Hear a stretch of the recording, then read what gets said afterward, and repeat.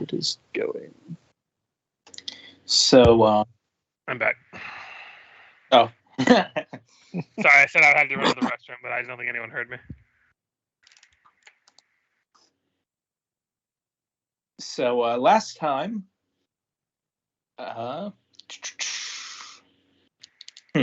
What did you guys do last time?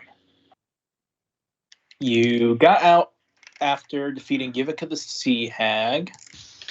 And then I believe at some point you reported to Cressida Croft, correct? Yeah. Yes. We notified that it We notified seems her. like a distraction. And How then about this? If someone wants to give me a recap, there's another hero point up for grabs for that person for last session. Try to remember all the details. Okay. I remember Merrick and Luca went to we to met a up bar with or something. Yeah, we went to the bar to kind of just chat and like relax after the whole underwater thing. Yeah. We met with the drunk we had met before. I believe his name was, I think it was it the Soldado guy, Grau? Yes, Grouse Soldado. Yeah, we went with Grau, and he said that his family was having issues with the disease. We went our way there. His daughter had contracted it. I think it was his niece. Oh yeah, his niece. Yep. Yes. And then there was a shady-looking priest of it was Abadar. Well, that's Vic. There was another guy at the house. Yeah, sorry. A shifty-looking priest. Oh, I haven't added him on here. Let me add him for you guys on the front page here. But we spoke with him. We spoke with the mother and saw the daughter. Merrick was able to cure her with some lucky rolls. That we were all the two of us were immunized from contracting it, so we didn't have to worry about contracting it when we dealt with her. And we did need to resolve whether or not I was able to find a rod of extend meta magic. I think it was. Yeah, we're gonna have to do that. But I gave them some money to try to keep indoors as much as they can for now, and so they don't contract the disease again. We met with the group as they found us from where we were. Vic took exception to the idea of someone doing something free of charge. Found out that he didn't actually pay. Yep, Merrick was able to subvert that by saying no services rendered. So. Other than that, there was some just interchange between what we were doing with some downtime as well as Kier Breaking Bad. Mm-hmm. And I believe that was everything. But I could be wrong. If there's anyone else. I think that's pretty much it. I think there might have been another reason why we're going to that part of town that we met up with the guy. Like I think we were going to go get a drink to try to gather rumors from the tavern. Yeah, that's right. And if that didn't pan out, we were going to head to Old Corvosa to start gathering rumors. But that's right. We never got that far, and it was a short session, so not a whole lot happened. Yeah. I was just kind of looking through our loot stuff. Do we remember what this knife key is about? The mysterious dagger. Oh yeah, that's the Keylock Killer's dagger. We have a couple of those now. But have we found anything that it goes into beyond people? Nope. Okay. We also have a suspicion that they're related to the guy that brought us together the first book. Mm-hmm. We have a theory going on at least because they share a name. Yes, a family name. The man that you all held a vendetta against was named Gadrin Lamb, and this man revealed himself to Barrow as Rolf Lamb.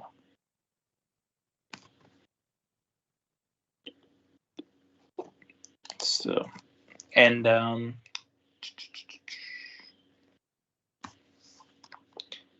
the Shawanti Shaman Thousand Bones might have revealed some more stuff to you. I don't remember. I don't think you guys asked a lot of questions. I don't think we did. No, we did not. We were more like, let's get the job done and let's go on. That man has straight up divination powers. Okay.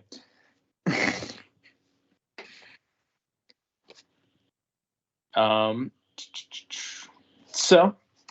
the question I am going to ask you guys is not one you will be answering individually, but one you will have to formulate and answer together. I want you to rate yourselves from. I want you guys to rate yourselves from 1 to 5 on your alcohol tolerance. Wait, so we're answering this as a group, or like we're just telling you the number of our character? Yeah, no, answer it as a group. Discuss among yourselves.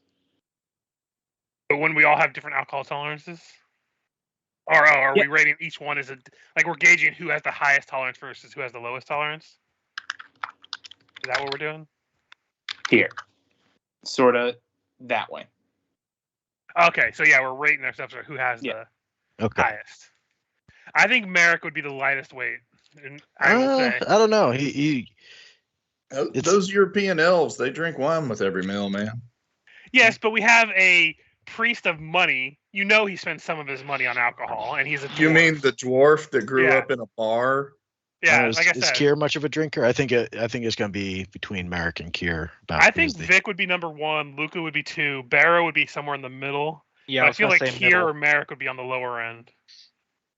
Yeah, so I'm just not sure if Merrick or Kier would be the lightest weight. It depends on whether you might count as a lightweight, because Kier used to be a druggie. But does that mean he has a high tolerance? See, this is my read. Barrow Walker strikes me as the kind of guy that he used to hit the bottle really heavily until he found religion. Man, that tolerance wears off fast, though. That's why I'm putting him. That's why I'm saying middle of the road. Okay. Like, if you would want to argue Kier going up in the rank, I wouldn't mind being towards the lower end. But look, Kier just put himself. Does Luca drink much, or is he just big? Well, his favorite place to go to eat would be a bar, so he'd always have a drink. He wouldn't be like an active, like, I'm gonna chug this shit. What if we went 1, 2, 3, 3, 3? No, I think Kenneth's order looks good to me. So. And one of the things why I think Kier might have a lower tolerance than Merrick is because he's also half the size. Yeah, I think that's the only thing that's giving Merrick an advantage, because he has gone out drinking several times. Keep in mind, he lives and works in the barracks, or at least had been. It's not hard to get addicted when half a cap will do you. I'll tell you guys, at least from my reading of the characters, Kier has got pretty close to the list I would make. Maybe Vic and Luca fight over it. I don't think I would be top. I can't say I would drink more than a dwarf. A dwarf that was raised in a bar by his dad, who was a bouncer, and now he's a priest of money. Look, bankers drink a lot. I was gonna say, Luca's a guard. You have to imagine a bunch of guards get off their shift. Let's all go drinking. I can see that being a thing. I can see that too.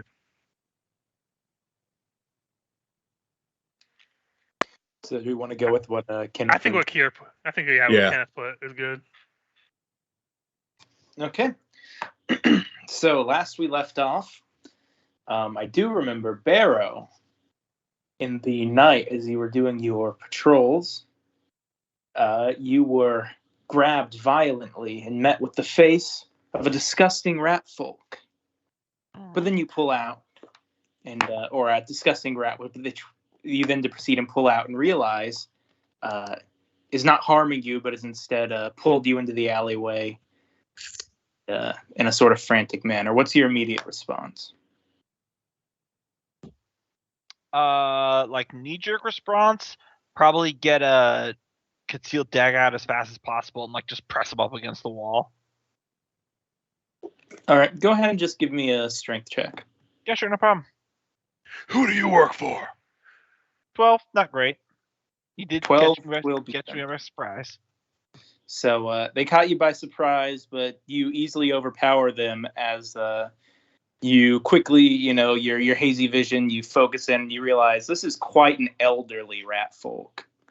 They're not brown as it's the usual coloration. They've grayed out, and they're very lanky and thin, and it is a female rat folk. And she says, stop. I just want to talk. I'm like, I hold it there for a moment, and then I release her. Speak then.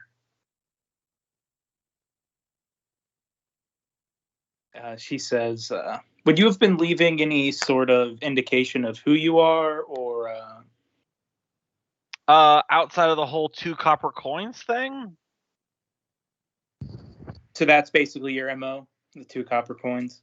I mean, it's one of those in characters. He's like, I'm just paying for their burial. I'm doing the decent religious thing. Out of character, yeah, that's totally his accidental calling card. Okay, cool. Then she'll definitely say, you're the one that leaves the copper calling cards, aren't you? Why? There's a terrible problem going down in the sewers beneath Corvosa, and I'm afraid that there aren't many people in the city who will be able to solve it. But I've seen you in the city at night. You go and you protect people.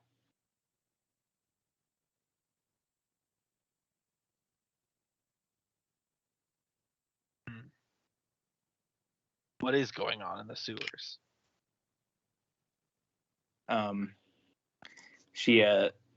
are you situated right now? Are you still holding her up against the No, I released her. I probably haven't stepped back too far, so she's probably still got her back against the wall, but I'm not like physically restraining. All right. She's definitely like struggling to stand up. Like I said, she's quite elderly. She says, "The Corvosa has long had a policy of killing all rat folk who display their form on sight. But our people have been able to live double lives on the surface and beneath in the sewers. But the plague is claiming more and more lives, and soon I fear that the more radical among us will try to seek revenge for the crimes of the past."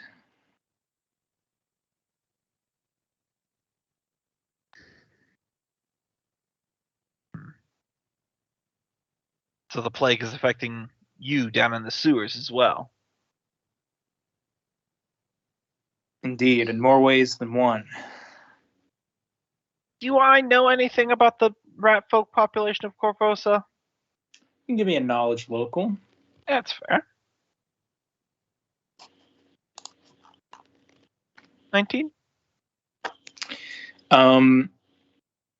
So, yeah, basically as she described,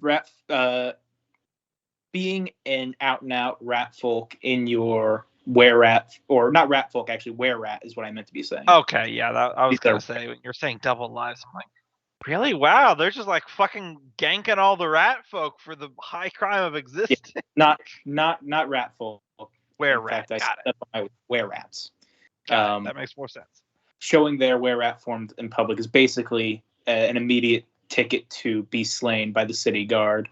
But at night, they are able to escape beneath where many of the creatures, like the Darrow that you encountered, live beneath Corvosa. The Darrow? You say who? No, I said but it was in the middle of a yawn. Okay. Sorry about that. So it seems there's quite a wide network going down there. And she says, there's a ringleader named Geariggs. He hates all humans and he wants to see them driven from the city. He plans to gather his forces and lead them up to the surface to attack the humans while they're down. But even still, we're outnumbered. All he'll accomplish is killing more of his own kind in the aftermath. And so you want my help to kill him?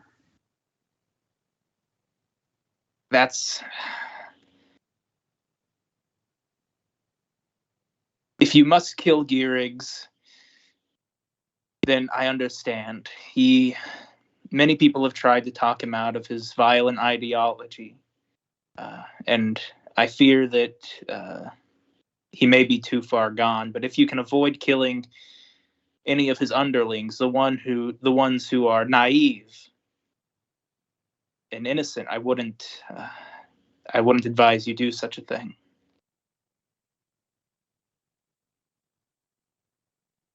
I'm going to do a sense motive real quick. I don't doubt that she wants me to stab someone. I just want to see if I'm getting the vibe, if it's one of those take out my enemy for me type situations. 20? That's not the vibe you're getting. You're getting more of the vibe that she's genuinely afraid of the backlash that is going to happen to the rat folks or the were-rats of Corvosa after they attack. Because truly, even with the plague, they are still outnumbered by the guard 10 to 1.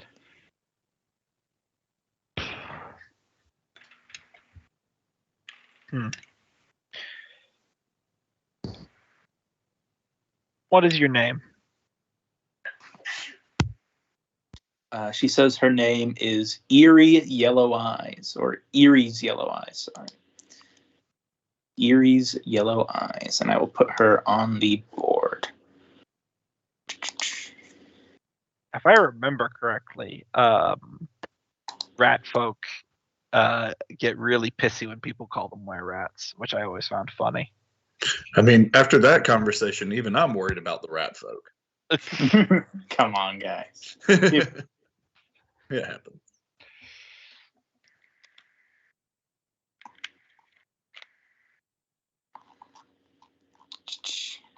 Well, the token... Is there an easy way to just put a token? You can search for the image in your library if you know the name of it. Or if it was one of the more recent tokens you've added. It's... Okay. No, those aren't... I usually keep the names of my tokens labeled, so like human or like dwarf or elf, just so I can search for it and not have to like dig for a name I can't remember off the top of my head sometimes. Yeah. Like I also like subcategorize sometimes, like all my Warhammer 40k ones. Yeah, like human, comma, or stuff like that is what I do. I really like the NPC bulletin board. Mm-hmm. Would you mind if we used the text ability and typed under it basically a few keywords of who they were for us, like the painter? Yeah, I'm all for that. Okay. Because the board's getting big, and I just look down and I'm like, who's Gro Soldado? And Jesus. You talked to him last session.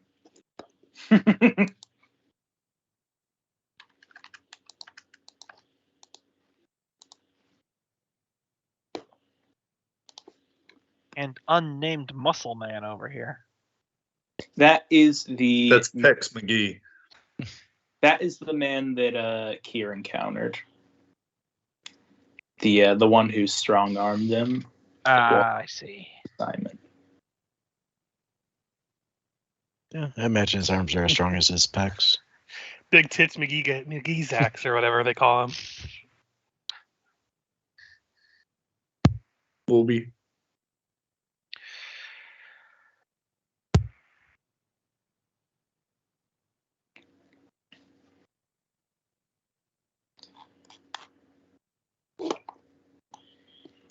So, does anyone remember, did we just finish this Moon Day, or are we going into Toil Day? I think we're going into Toil Day. Yeah. Because we were leaving after dealing with the sickness, and I know that we were heading home, and I believe Merrick was going to go shopping, and then we were going to call it a day. Yeah. All right. So, you have that information? Yep. I take all the information that she has on it as say that I'm not making any promises, but I will bring it to the attention of others as well. And I will share it with the group at our next convention. And she gives you the address of her the fishery that she works at. Where you can find her in the daytime in her human form. And I'm sorry, I did miss it earlier. Who did she say was attacking people or going to attack the people in the sewers? Were-Rat led by, or you want to? I was just gonna say Were-Rat leader. I could remind. I'll put it in the chat. Gearrigs. I need to remember just put these things in the chat when I say them. Yeah, names are hard.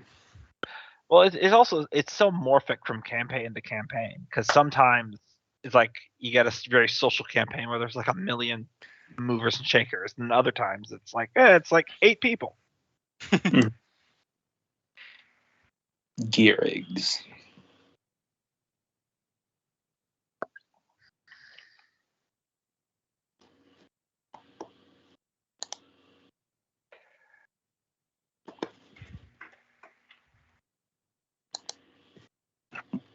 All right. She gives you all the information. She doesn't know exactly where they're based out of, but they are certainly operating in the sewer. Okay.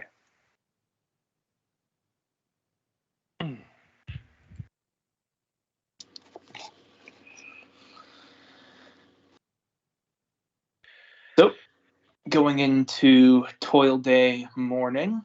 Was Merrick able to find the rod? Did I give you something to roll last time for the rod? No, you said we'd take care of it this session. Yeah. Go ahead and give me a whatever role you think would be good for seeking information on where you can find items, because like I said, it's like I said before, the plague is sort of shutting places down at the moment. I think diplomacy seems the most likely. Just asking around for it. Yeah, diplomacy will work fine. 11? 11 is not going to be able to find it today. Okay. Well, I record the money, so I'll hold on to it until I either find it or return it if I don't find it.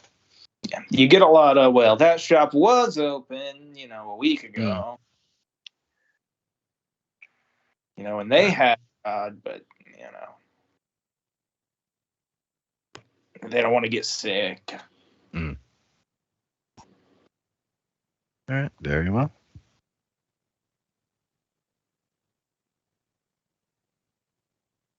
Nothing else I was fine doing that day, so on to toil day. Yep.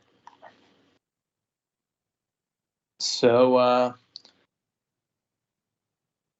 I guess before Barrow goes and tells anyone about this, if he is going to, let's just go through everyone. What are we wanting to do today before encountering Barrow? Merrick will probably start off by casting Delay Disease on himself and Luca. Okay.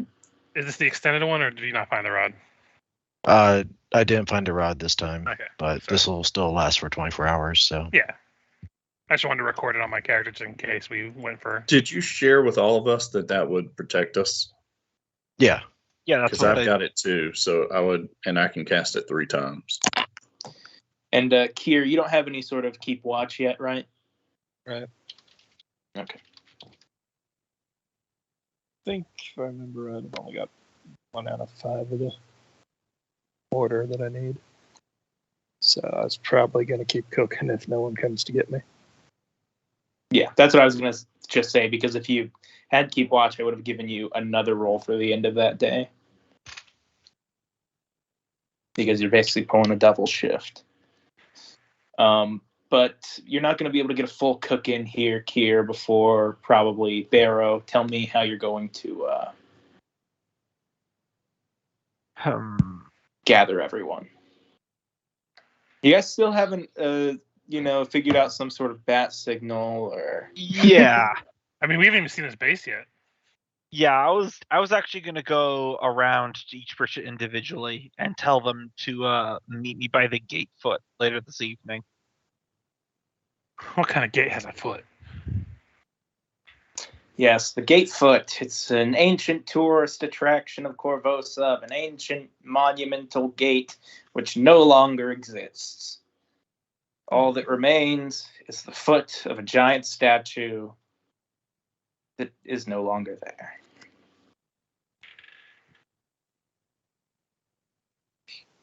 Located right here, just down the street from the Bank of Abadar. And it has a wonderful view of the ocean. I know the Gatefoot well. I used to dress as an old lady and sit down there and feed the pigeons. Why'd you dress as an old lady? So that people we don't ask know. that anymore. So people wouldn't know I was a priest of Abadar.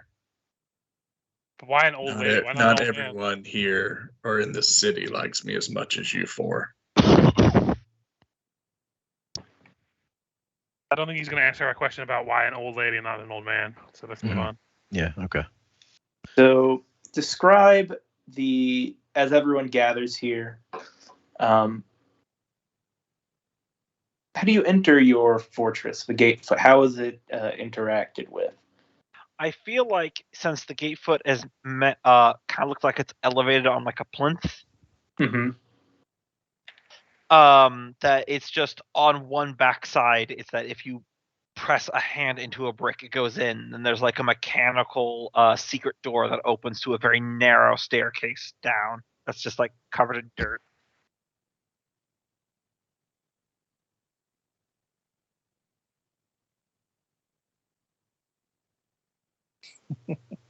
Wait, did you find this or make this? I was leading you guys down, so I was taking a drink of water. You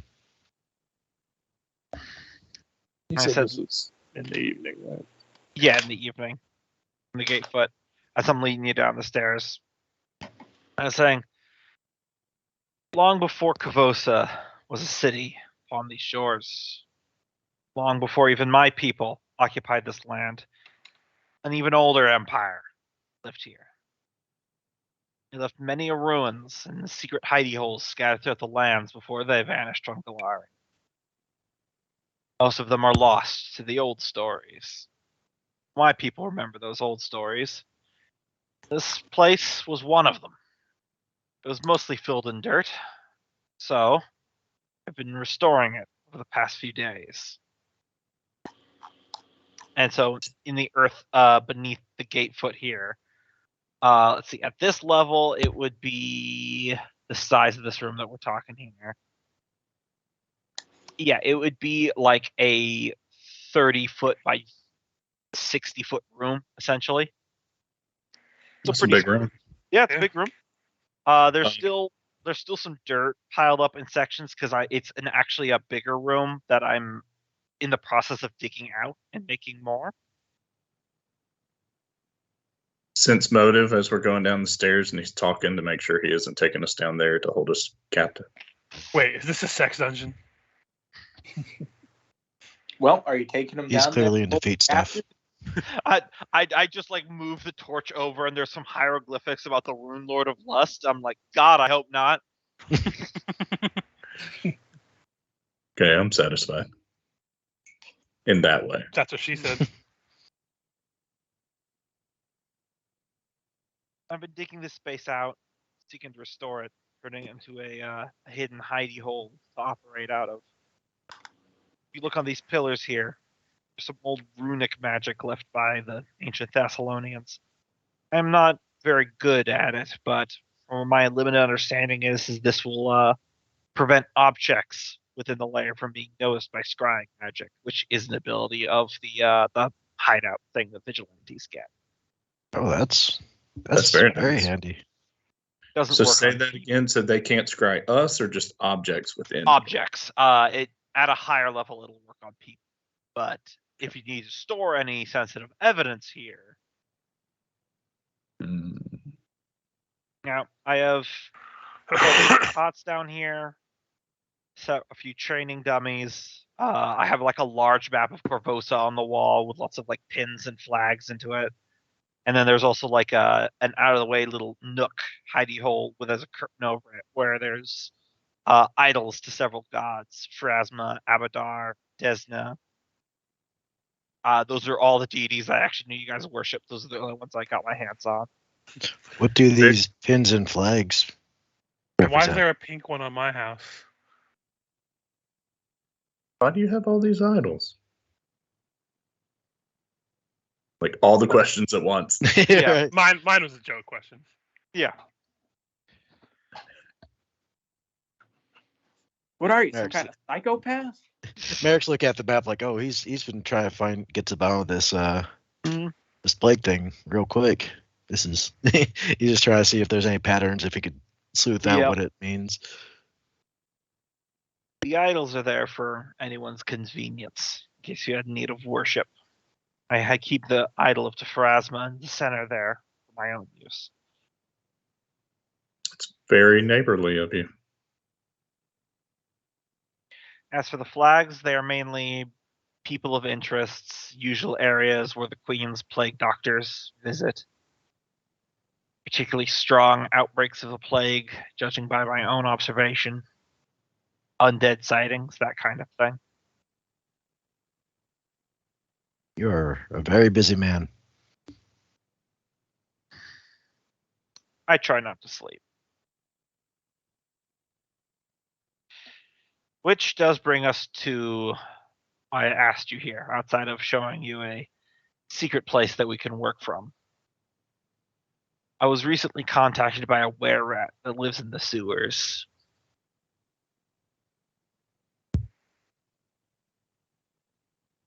To what end? Wait, I thought were-rats were forbidden in the city.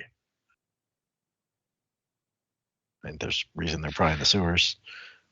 You and I, of all people, Vic, would know about living double lives. Indeed. Point is, according to her, there is a sizable community of were-rats in the sewers. The plague is affecting them just as badly as it is us up here. And certain radicalized members of their leadership are talking about a uprising of were-rats into the surface of Corvosa. The city guard still greatly outnumbers them. It'd be doomed to failure. People would die on both sides. I feel like whoever started this plague would relish in the scapegoat that they'd present. I feel like it'd be exactly.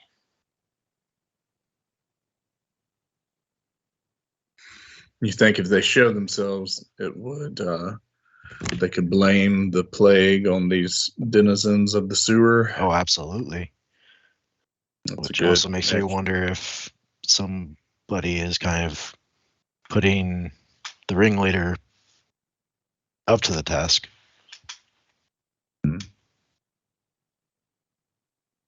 Might be worth preparing to speak with Dead if we need to.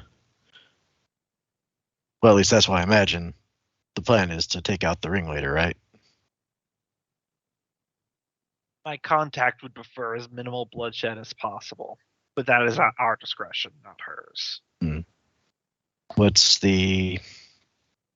What information do you have on the ringleader? I relay anything from the actual conversation I had with the lady. Yeah, basically just what she told you. He's bitter about were-rats' position in society. He wants to flip the paradigm, and he's kind of delusional about his ability to do so. Yeah. Now, if we outright kill him, there's a chance he becomes a martyr for his cause. Just makes things worse. As is taking him into custody. Not that we have the authority to do that.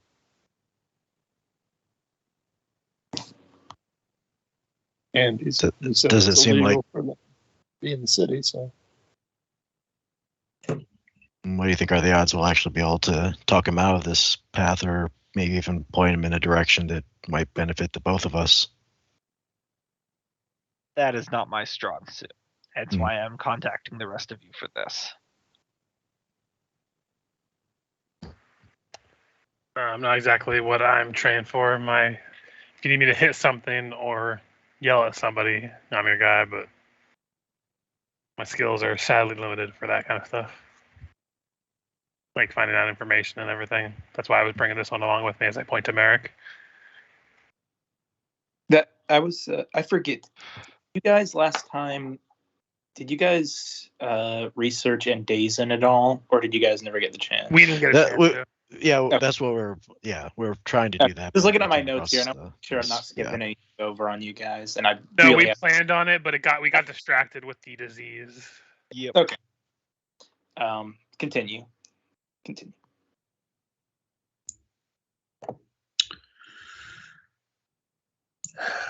I don't know how well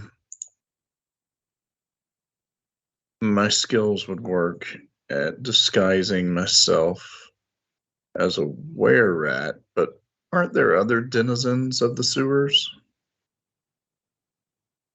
Perhaps I could spend a few days slowly moving my way down there, hear what I hear inconspicuously, and come back up and report.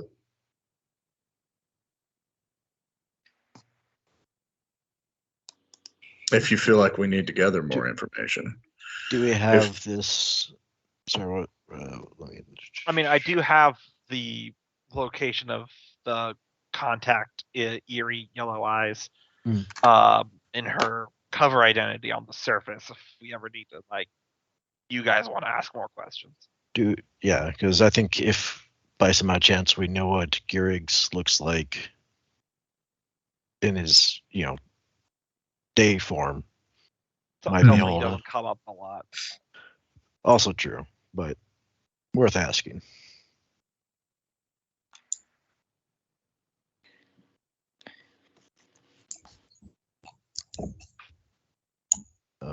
I still having trouble finding the rod that could help extend the delay disease spell. But since it's definitely making me glad that we're using it already, because now we don't have to worry about lycanthropy. So. Oh, that reminds me. Is lycanthropy a disease or a curse, though? I can't remember. I think it's a curse. Yes. It's both transmitted like disease, but can be removed cursed. Yeah. Yes. So I wasn't sure if it was contractable like disease. So. Can I roll a knowledge shield to see if 18, just to see if our bases are covered with disease protection against lycanthropy, or if that's something else. Also, who does not have removed delay disease upon them right now? Me. Me and Merrick have it. I don't think anyone else does at the moment. Okay, and Kier's with us? I believe so. Yeah. All right, Barrow and Kier, if you'll allow, I'll go ahead and protect you for the day, but you'll have to seek me out tomorrow to make sure that none of us fall to this. And he would go ahead and cast it on both of you. For lycanthropy, I believe you need remove curse. Okay. Correct me if I'm wrong. I just looked it up just because I know he was rolling a check for it. Their disease is separate from their curse. Mm-hmm.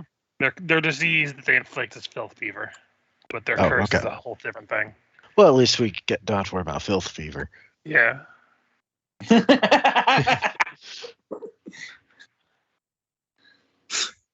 Anyways, now I'm growing hair out of my ears. The ears, at least you're concerned.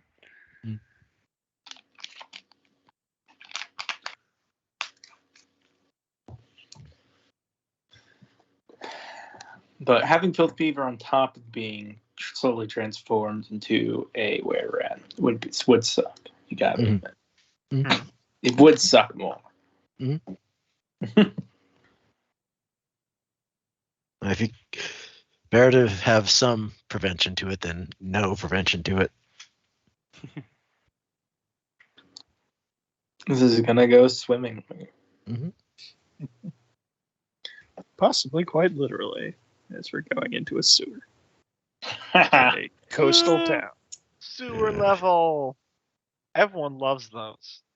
Oh, we already had an encounter with a sewer level. That didn't go the smoothest for us then. There's literally never been a bad sewer level in any game. Like I said, cowabunga dudes. Well, just let me know how you guys want to go about it. I say we meet up with. We said do we know exactly where in the sewers we should be going, or he just said the sewers?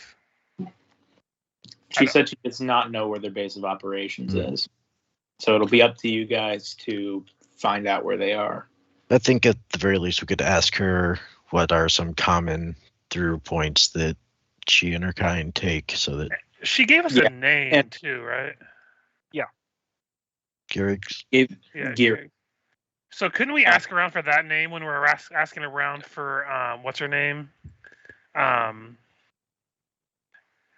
Dazen. We can ask for both of those names around when we're in Corvosa tomorrow, like Old Corvosa. Yeah. Because asking for one name versus two isn't really much of a stretch. It's just trying to find out if anyone knows the name.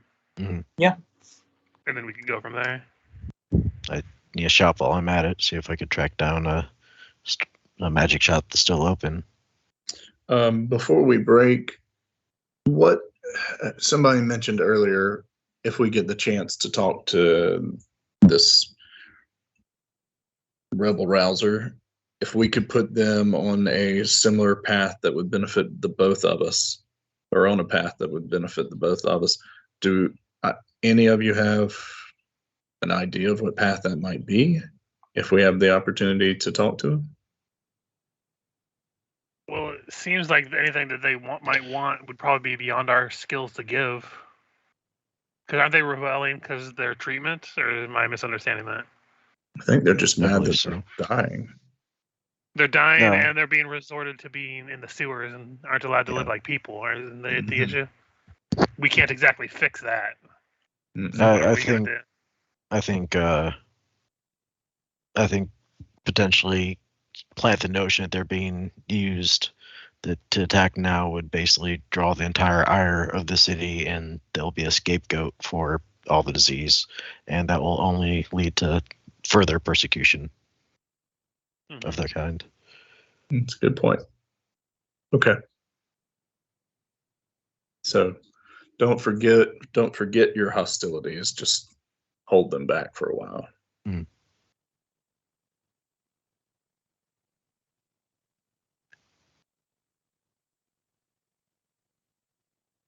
I gotta take a quick bio. Yeah, I'll do the same actually. Yeah, same. All right, we can take a quick break then. Well, man, if we're all going, okay.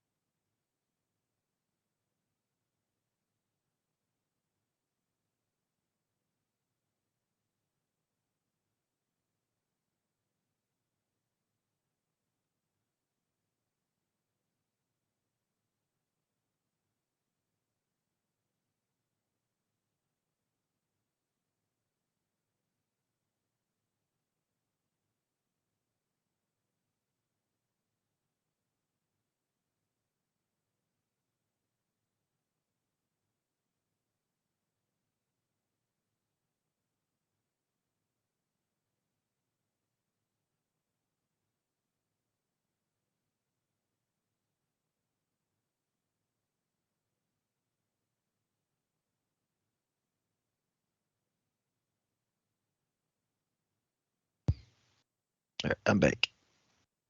Same. Howdy, howdy.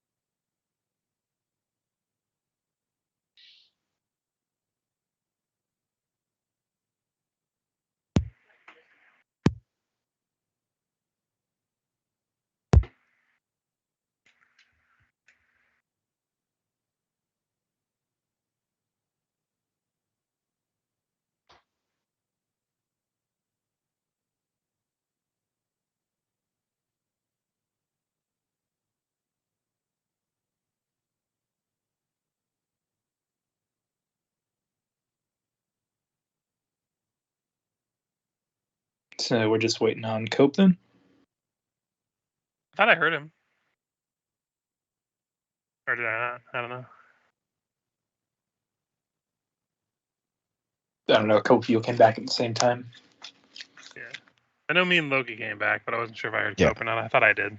Yeah, I think we're still waiting on him. I'm back. Sorry. Okay. Got stuck in a funny story. Back.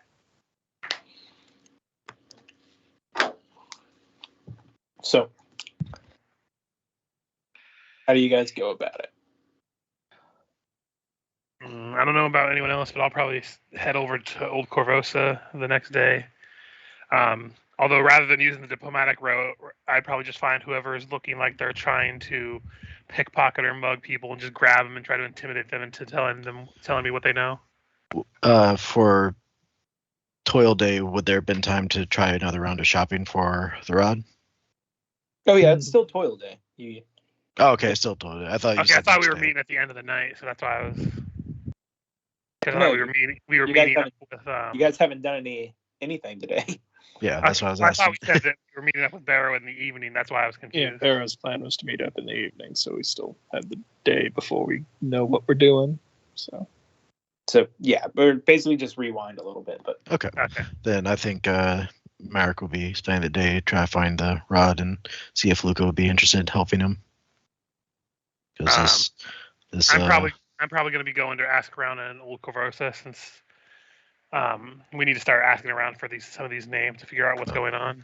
That's true. Well, let's travel together, see if we could sleuth out. Well, if you're going shopping, you're going the opposite direction of Old Corvosa. Am I? Oh, okay. Yeah, Old Corvosa is across the river here, and your shopping for magical stuff would probably be near the academy. Ah, that makes sense. What specifically are you looking for, Loki?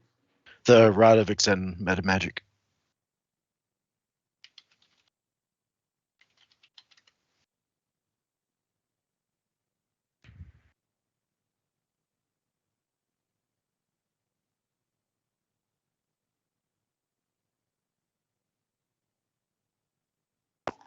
All right.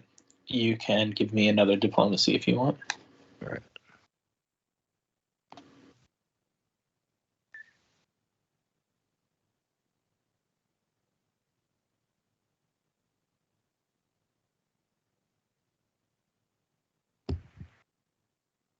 There. And still not that good. Nope, still struggling to find anyone who wants people to come into their shops right now. Okay.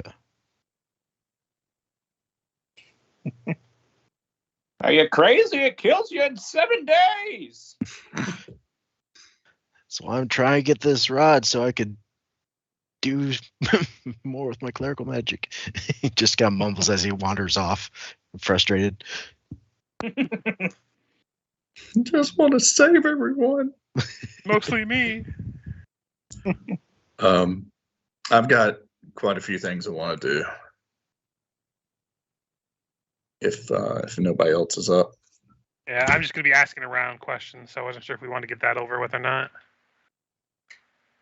just make my roll. Yeah, let's handle Richard really quick, just so we don't forget. Yeah, so I'm going to be using Intimidate to try to influence people to telling me what they know. I'm going to grab the people who are more like the ne'er-do-wells of the areas I go and explore in Old Corvosa, rather than doing a general diplomacy, which I can, because on a successful check, it will give me information to desire. And just basically to take the characters will only do actions that will not endanger them towards me because they would be afraid of me.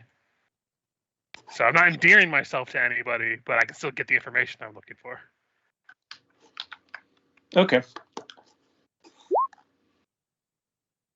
I am very imposing with my spiked armor as I go through the town and just grabbing people and ask them the names of not only Andazin, but also the name of the rat folk guy. I can't remember the name off the top of my head right now. But I would have gotten the name from Barrow.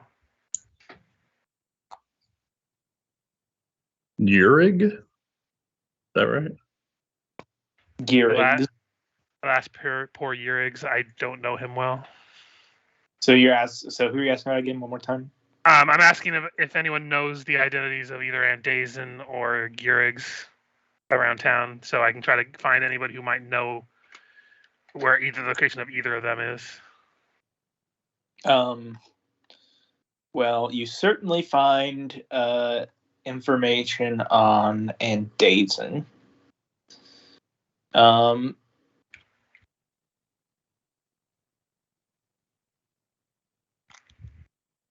So, asking around, you're able to talk to the right people and get the story of the story that happened several years ago in a village called, man, these AP names are gonna kill me. Bio-Randy. I change the names sometimes. There's a Y at the end. Bio-Rand. That's how it is. Bio-Randy. Bio-Randy. Yeah, that's a good idea, Richard. Or at least be like, oh, the technical name is Bio-Randy, but some fucking guy who founded the town decided to name it after himself, and he was an asshole, so we called it Oak Ridge. Yeah. On the northern shores of Nidal, it succumbed to a sudden and devastating outbreak of bubonic plague.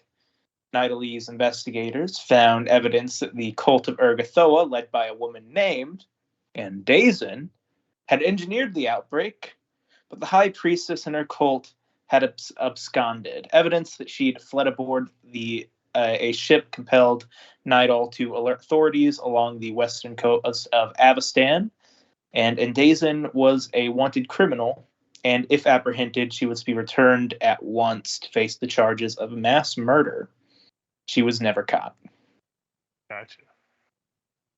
Well, our suspicions are confirmed then, at least that far. Probably no information of where they are, but you find the one Nidalese immigrant who knows all about this, and you scare him into telling you. He tells you all this information. Thank you for your information. Also, I'm sorry, and I just push him down and walk away. Which is impressive, considering that Nidal is fucking terrifying. It's a lawful evil nation that's so deeply lawful evil that even Cheliax of the South thinks they're kind of intense. Geez, we may sacrifice people, but this is just ridiculous. Listen, there's a law within most cities in Nidal where if children are found playing in the streets, their parents have to sew their mouths shut. Damn. Jesus. Yeah, that's what I'm saying. When even Cheliax is like, okay, fuck, God, that's a lot. You're going for a world record of war crimes here. Yeah. As far as Gearigs goes, you know that he, his full name is Gearigs Ripperclaws, and he is actually he was born a were-rat. So he is the product of two were-rats having a child. So he has never been human. Gotcha. It's about all you gather on him, because having never been human and hating humans, he does not interact with humans that often. Yeah. He keeps cutting off the last one. It's Ripperclaws. Well, that's about as much as I would hope to get. I honestly got more than I had intended, luckily, with that roll. So, I imagine we would have set up a time to meet up in the next day or so. So I would just wait to the evening to relay the information to everybody. But that's probably what I would do the majority of the day. So. Okay. So if no one has any objections, we want to get to Cope's list of actions. Yeah. Richard just pretty much negated the need for any of them, so I won't waste any time. Okay. Natural 20 for 31 intimidate pretty much gets all the info you need. Yeah, I'll just give you guys a peek behind the curtain. That information was originally supposed to be given to you by Cressida Croft if you asked her and you rolled a high number, but you rolled a 20, so I just let you find like the one guy who immigrated from Nidal. That's a big city. I mean, that's a good way to do it anyway. Yeah, that's good recovery when somebody nat 20s it. Maybe not today, but so it's not like it's super secret. But would we have discussed anyone going to go visit the woman who's the rat folk that requested this? See if she might know like the general vicinity of the city that he might be gallivanting, or if she knows anybody who might know where he is, and we can question them. That's what I was going to ask Barrow Walker if he would go with me to do. Oh yeah. To meet up with the woman, and I have the ability, and so do you, to make ourselves not exactly ourselves, and perhaps if we look vagabondish enough, the denizens of the sewer won't immediately think we're narcs. She gave me the location of her day job, which is on the surface at a fish market. So if we go talk to her, perhaps she could tell us what vicinity of Corvosa, Old Corvosa, the Heights, and then we could try and get into the sewers and gather some information. Or if she knows where one of her friends are that could fill us in more location-wise, and we can just bully them. Yeah. We're bad heroes. We never said we were good.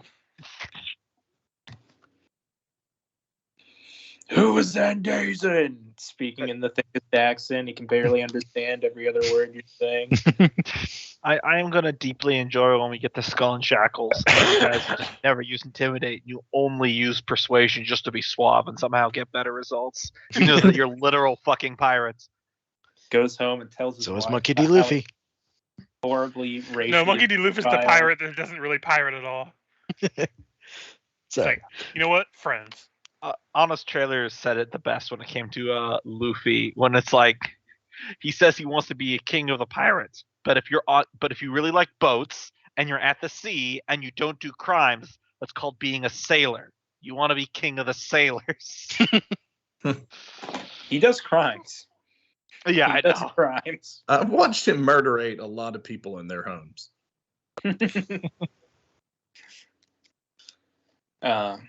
He does good crimes, though. That's the difference. Cool crimes. Like where you hijack an ice cream truck and then you give all the contents to the children in the neighborhood. You see, you made the mistake. He would never give food away to somebody. Yeah, that's true.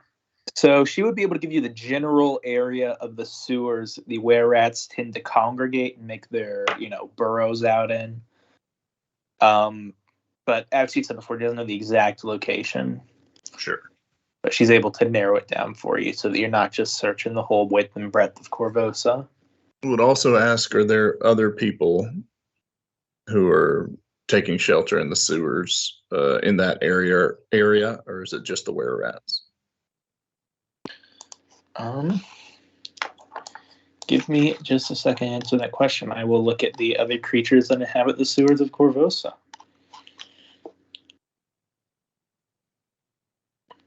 Just looking for the homeless, the destitute, maybe some pickpockets, anyone else who's been driven under there. Or is it just all races that are shunned? Probably a lot of underdarkish races where they just live underground, probably as well. Yeah, so definitely Darrow, definitely were-rats. Yeah, to be fair about the were-rat thing, it is transmutable. So, like, killing them on sight isn't cool, but I kind of understand why there's some avoidance. Because being being a lycanthrope is only fun if you're like Gork and you're one of the trueborn ones that were the product of it, because then you can control it. Everyone else who has it as a curse just kind of involuntarily changes, and it's not super good. They sneeze and all of a sudden they're a wolf. Yeah, kind of. So I can understand why people don't want that around. Okay. So as far as other creatures which inhabit the sewers of Corvosa, there are all manner of animals that have found their way in there, as there is with all medieval sewer systems. Of course, there are alligators. Of course. Alligators in the sewer. There are also a few creatures that have been strategically let loose in the sewers to both keep the population of the were-rats down, as well as deal with maintenance and upkeep, such as oozes, which work to clean the sewers, and odiogs, which also clean them out by consuming the garbage. And the alligators. And the alligator. And the were-rats. Look, believe me, we have to release the 3-tentacled razor maw-filled beasts into the sewers, or the alligators will just overrun the place. It's the plummalls. Gotta take care of your septic system. All right. Well, it sounds like my idea is not a very good one. Oh, and of course, when Odiogs break out, like that one time that you guys fought in Odiog, of course, when that happens, all of the city tries to blame it on the were-rats building their dugouts and interfering with the adeptly constructed sewer system, which had the Odiogs thoroughly contained. Of course. So by killing that Odiog, we probably set the city back a good 10 years on its sewer clean out. That's probably your perspective. We should probably pay a penance. This is why we need to use gelatinous cubes instead. They do. I said oozes. Yep. They use both. They're really good for cleaning the sewer and the were-rats. So I mean, stopping them from living. I don't want to play the other side of the coin, but what benefit do the were-rats bring to the city? I'm not saying this to the were-rat lady. I'm saying this to our group. I mean, they do still work jobs. And they are still people. They're just diseased. Cursed. Cursed, diseased. Yeah. Well, it sounds like this leader isn't cursed. He's a true were-rat who could never be uncursed, so to speak. So again, I ask, what benefit do they bring to the city?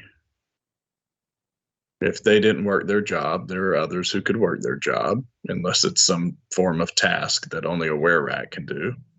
Well, they look like they work the bottom of the barrel job that most people don't want to work anyway, like, working in a fishery.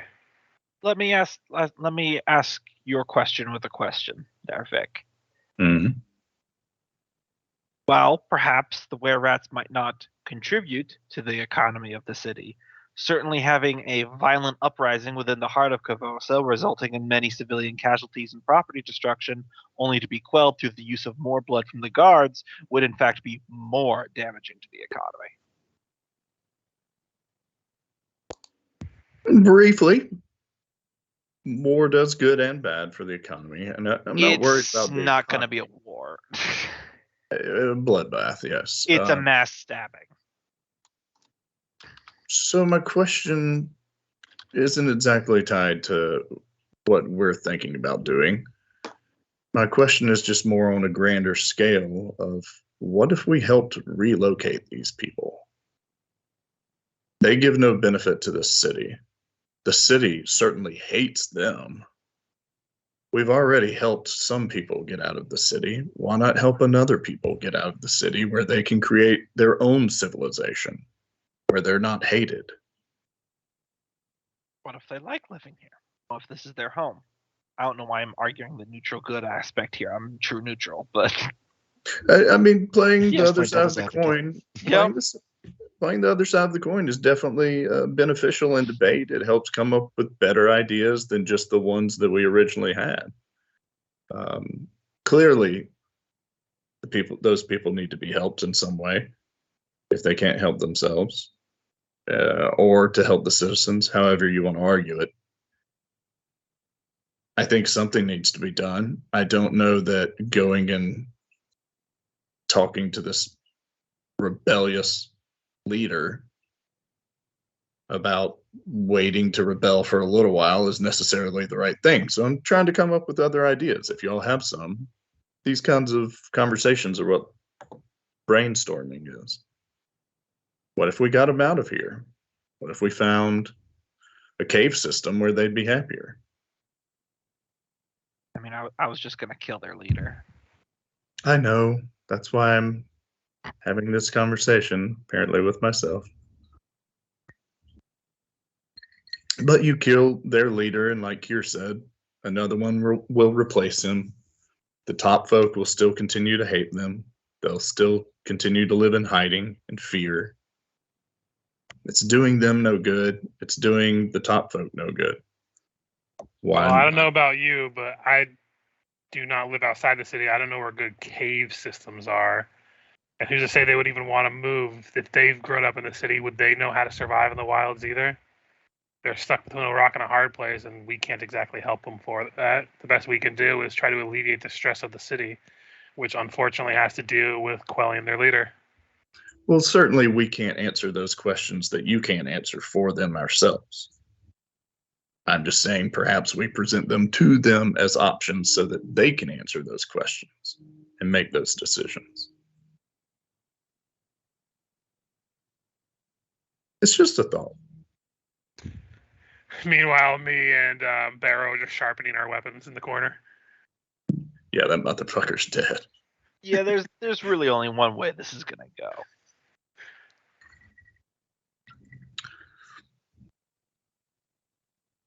Well, Merrick, at least I tried. I think it would have been a stretch trying to find a way to convince all of them to relocate. But good effort. So you think we'll take out 50% of their population? Hopefully we just need to take out the... Chop off the head? Yeah. And hopefully he sees reason and understand at the very least why he should hold off on his attack at least, and hopefully that'll give time for things to simmer.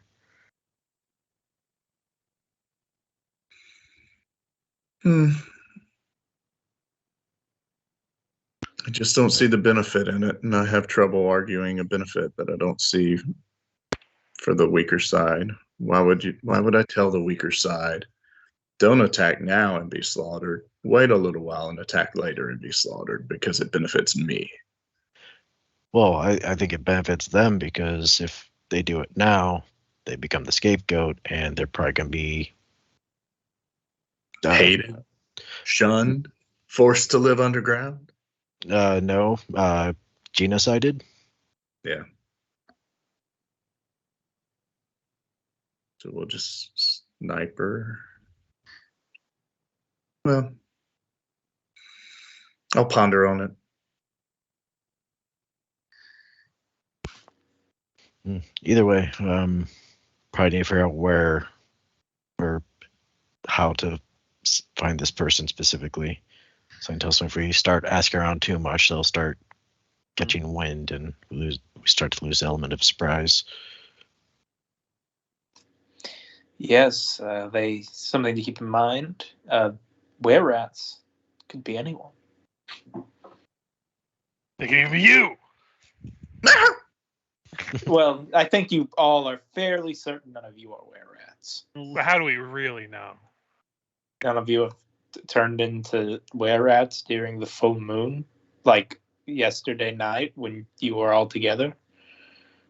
Yeah, I mean, we clearly saw Airway's, full bodies clearly, plainly. And no one certainly covering You'd go up. crazy if you were in the full moon. Okay. Don't mind me. I'm just a were human. I'm a human that turns into a human on a full moon. It goes crazy. It's the most boring were creature of all time. Yeah, or a warehouse. I was bitten by a human. Not as kinky as it sounds. Turns out they were just crazy.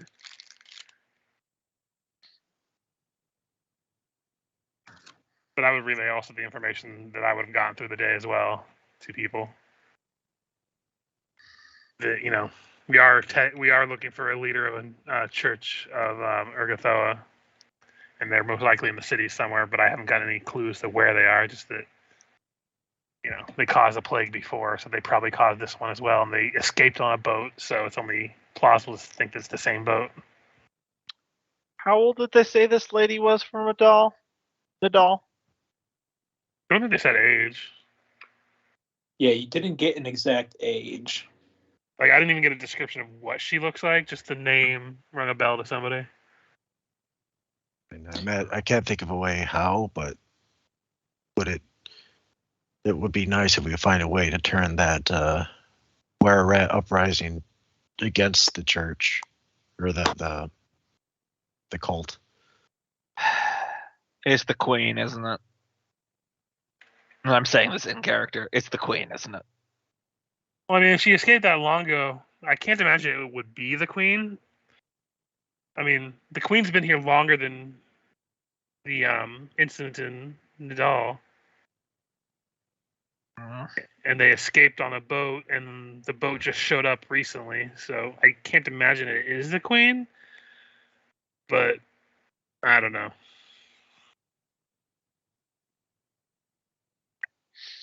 And I wouldn't be surprised if the queen's behind it. A lot of weird stuff has been going on behind the scenes, and she just happens to have her personal apothecaries or whatever the hell she calls them being escorted by her guard. Oh yeah. It seems awfully convenient. Everybody perfectly masked, perfect anonymity. It's possible she's up to no good, but it's the optics of it alone. On principle, I distrust authority figures. Fairwalker says without a single hint of sarcasm. Just stating it like there's clouds in the sky. Yeah. Merrick's feeling that too. Just to be clear, even if she hadn't done anything wrong, I still don't like her. Yes. Pretty much. Just on principle. She could be in the streets donating food to orphans, and I'd be sitting there with a dagger waiting for the other foot to drop. We could also use an option of going at night to where the general lair this person might be. Not Andazen. But I was thinking back to the Were-Rat situation. We could go there at night and see if we can find any Were-Rats that might be out during the night and try to follow them to where they might reside and see if they might lead us. Or we could ask the woman that reached out to us if we did already. Knows. Oh, you did? Okay. Yeah. Yeah, they know the general area of the city where things are taking place, but not really more about that. And that's why I say we could go to that area. Mm-hmm. And during night, where they're usually more open to come out to like scavenge or try to get stuff done. Mm. And hope that we might find one to tail or something. Again, I might not be able to do that, but someone who can actually tail people could tail them, and I could hang back. And what's the phase of the moon at this point? Let me check the calendar. I think the full moon was just yesterday, wasn't it? Yeah. So it's still a full moon for a few days, it looks like. So. Yeah, it'd probably be a rough. Although it'd probably make it relatively maybe a bit easier to identify them. Well, especially if it's at night, because that's when the moon comes out. Yeah. They won't be, if it's this close to the full moon, they probably can't control their transformations very well. So we can hopefully get an eye on one of them and track them. Yes. Also makes it more dangerous. But let's go into the layer of lycanthropes when they're at their most animalistic, feral, hyper-aware and powerful. I was thinking of tracking them and seeing where we might find the location rather than going in guns a-blazing right now. Yeah. Or spears a-pointing. we definitely need to travel with care. Just at least for another couple days, but worth taking advantage of the ability to identify them easier. I think Yellow Eye had given us a general area. Yeah. Mm-hmm. Well, we can. I mean, just to see if we can get more details, we can also ask anyone we might know. They might know anything. If we could contact the field marshal, she might know something about what's going on. We could also ask about the town of people who we know, see if they might know anything. But I did as much legwork as I could probably do without arousing more suspicion about myself.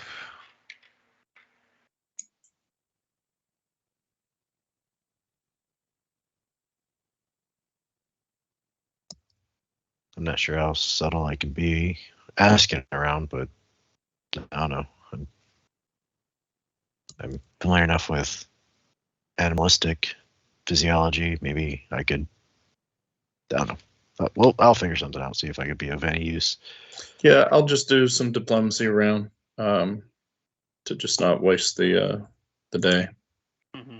It doesn't have to go as deep as I had thought, but maybe we'll get something else.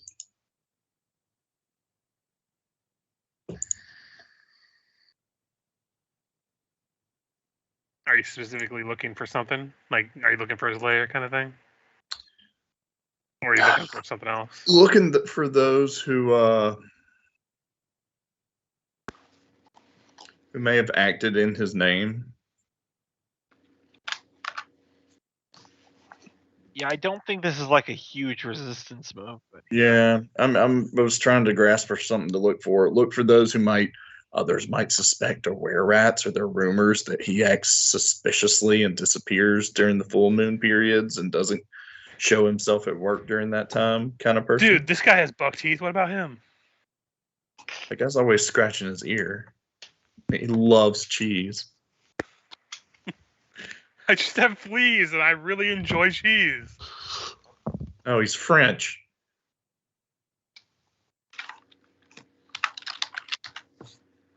Oh, Vic, while I'm thinking of it, I'm still struggling to find a magical shop that's open. Do you think you'd reach out to the church and see if they have an idea of where I could find extend meta-managed grad? Yeah, no problem. Thank you. Is that a roll? And I've been doing it as diplomacy, but I'm not sure what it'd be for you. Yeah, you can justify what you want to roll if you want.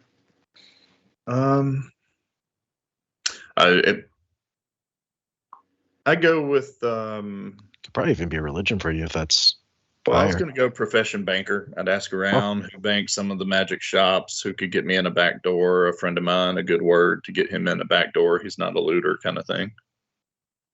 Okay, go ahead. Yeah, I like that. And you definitely beat the DC. So you are able to, through a back door, find someone who can sell you one. Okay, perfect. I'll go ahead and deduce that gold. And, yeah, so the next day when we cast spells, we probably want to divide this up a bit, just so we could have some higher magic handy. Yeah. Did Michael, did I have any success on my diplomacy trying to ferret out someone who might be suspected as being odd and disappearing during the full moon periods around that area where we know that the were-rats retreat to the sewers? Some worker who's always sick during the full moons, or was sick 2 days ago and didn't show themselves. I mean, yeah, you can find a couple of stories like that, but you're going to have a hard time finding out whether or not those particular people are were-rats or if they're just weirdos, and if they are were-rats, if they're aligned with Gearigs at all or not.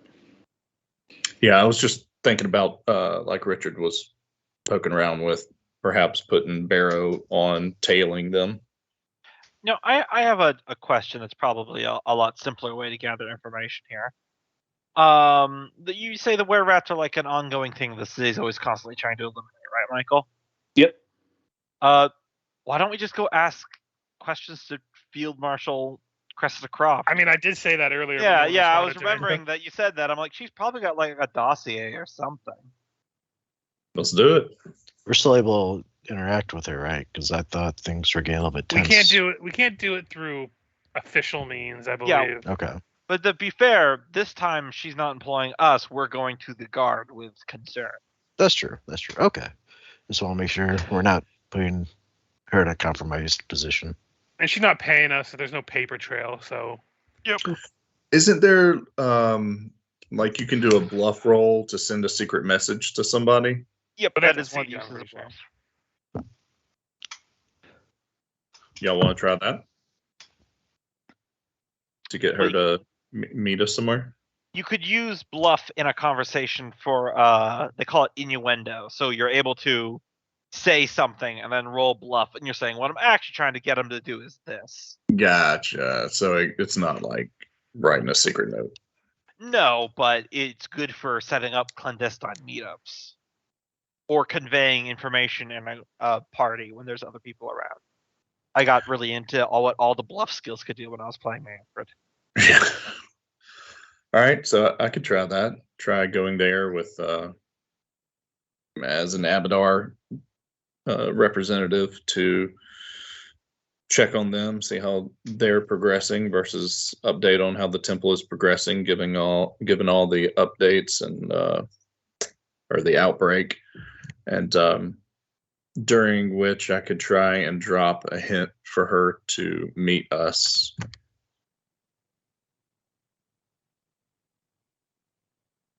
Yeah. Using a bluff? Yeah. All right. Studied, so use Silver Tongue Haggler.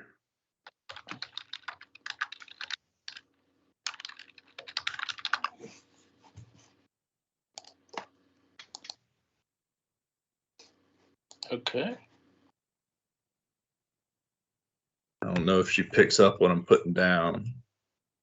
Yo. Well, you definitely beat the DC, so I'm looking at bluff right here. So yeah, she will get the message. So what message are you trying to send? That we would like to talk to her and meet her at what's a pub we frequent or that's nearby that it wouldn't be odd for her to go to. The Posh and Turtle, I believe. All right. Well, definitely slip the turtle in there. Am I right on that? Did I get the name right? Don't say slip the turtle in there because turtles are surprisingly horny. You do not want to.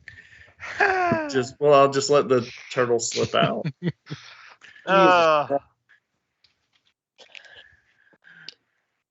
Look, if it's turtling, you can't keep it in.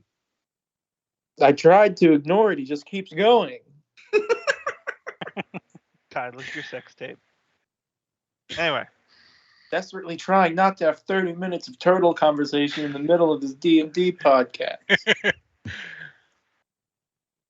All right, so we'll need a turtle suit. Okay. So, yeah, she will meet you there. Probably in her plain clothes, trying not to attract any attention. Mm-hmm. So what are you guys asking her? I assume this is a meeting planned for later that day? Yeah. Well, that night. All of us could meet her that night when people would normally go to a tavern. They'd get loud. We could have a conversation at a table and not be noticed because we're just 5 normal guys asking this normal lady about what she knows about were-rats. Hey, normal guy number 4, watch the spikes. Oops, sorry. Hey, normal guy number 3, just keep your face covered at all times. That's not very nice. Wait, you're number 3. Never mind. I feel like we should tell her that, we've had some issue, rumors of some were-rats causing some issues, and we want to know if there's or upcoming issues, and we want to know if there's been any information about Area X of where she pointed us out to. Where the one lady pointed us towards, like that part of the city, if she knows of any kind of long-standing issues with rare rats in the area or any areas they seem to congregate near. She didn't have I guess she'll start basically by explaining her perspective on the were-rat situation. Yep. Mm-hmm. She basically just says that were-rats are dangerous, and during the full moon they can go feral and attack people. So the system they currently have set up is probably best for just keeping them out of the vicinity of normal humans when that's happening. As well as people who just lose control due to the curse of lycanthropy. Some people are able to control it, some people aren't.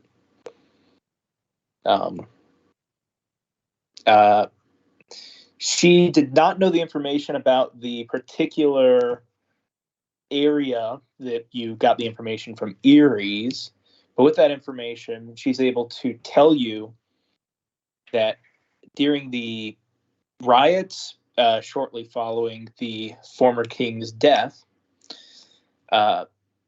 there were certain logistical issues going on throughout Corvosa, as I'm sure you all remember. And she says there was actually a lot of equipment that went missing from the guards stationed in that area.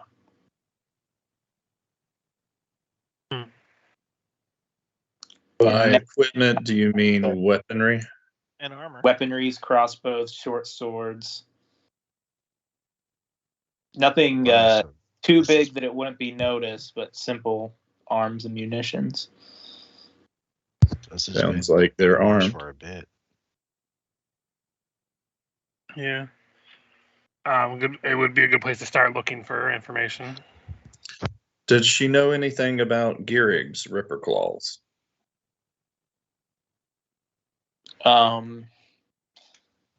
She would know that he's kind of an upstart. Stories from certain other rat folk that are able to maneuver throughout the city effectively talk about him being kind of a bleeding heart for his cause of freeing the were-rats. I think I was saying rat folk again. The were-rats of Corvosa. Does she have any were-rats as prisoners? It's a long shot. In the whole city, probably. It's a big city. I mean, asking her to let us in to brutalize someone to hopefully get information is kind of a big ask. I wouldn't recommend that. But also, the city currently has a pretty Just let brutal us do it already. Actually, no, there would not be any were-rats because the city has the policy. Kill on sight. So, yeah. Yeah, that's what I was thinking the answer basically, the principle of it being that she explains to you that a were-rat who is able to control their lycanthropy should never have a reason to be assuming that form in polite society. Mm. And by doing so, it's only endangering people around them. It muddies between those who can control their power and those who can't. I gotta admit, there's some logic there. We probably would take this time to also inform her of the information I got about Ann Dazen, but you said out of character that she would have informed us earlier. So I imagine it would kind of just line up for what she's already researched and stuff. Yep. It still would have been a roll, but yeah, you already know all the information that she'd be able to give you. Yeah. It's the worst feeling when you're so excited about what you've researched and found out, and then you come to tell the person that it should most impact, and they're like, yeah, didn't you? I mean, I read that article yesterday. Although this is a question I would bring up to her. Has there been any recent churches opening up for the first time in a while, or any new like religious sects in the area, or even anything that opened up that doesn't technically connect to anything that already existed. Maybe there's some people being treated in places we haven't seen or aren't technically funded by previously known entities that we might be able to trail. She would bring this up. This would be information that you guys would all kind of know. They are bringing all of the people who are infected that they can find somewhere to try and treat them. Mm-hmm.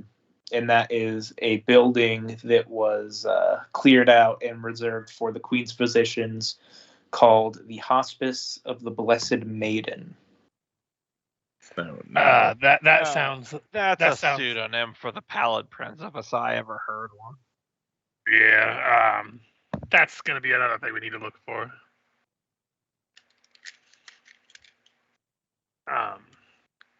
Unless we have any other questions, would we just send her on her way at this point? Yeah, I can't take a bath. Yeah, because once she would leave... I'd buy the lady a drink first. Well, yeah, I imagine we're talking and drinking and stuff. Yeah.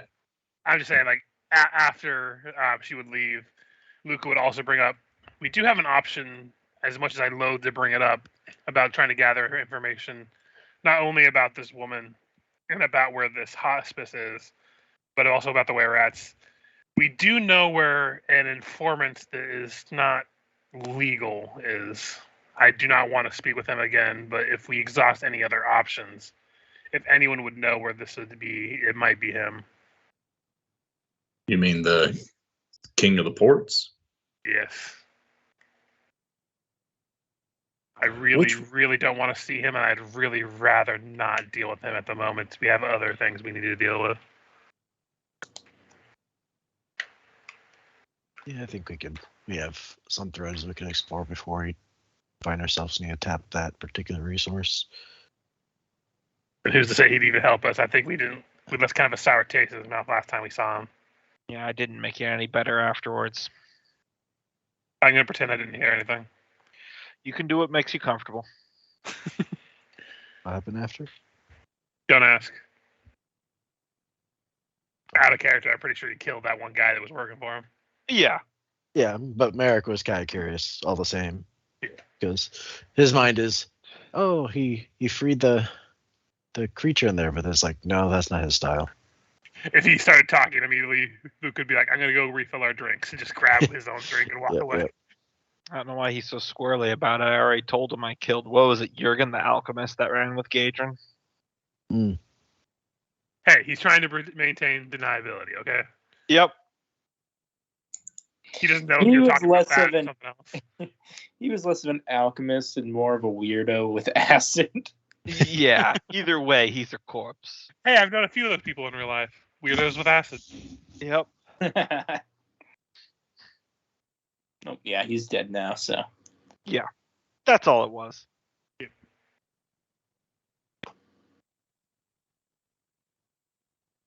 Honestly, of all the people I've killed, that's definitely one of the more above board ones. Kenneth, did you roll that? When did you roll that craft alchemy? You didn't say anything. I didn't hear you, at least. I just said I was going to get the roll out of the way. That was shot back before. Yeah, I think you went and did Cope's stuff afterwards. Okay, so was that for yesterday? No, Luca. Oh yeah, I guess yesterday. Okay. Yeah, then with that, you would be able to craft a vial of the Zerk of the same quality as the last one that you did. So, I should say it will probably consume 50 gold pieces worth of materials, because I was thinking about that.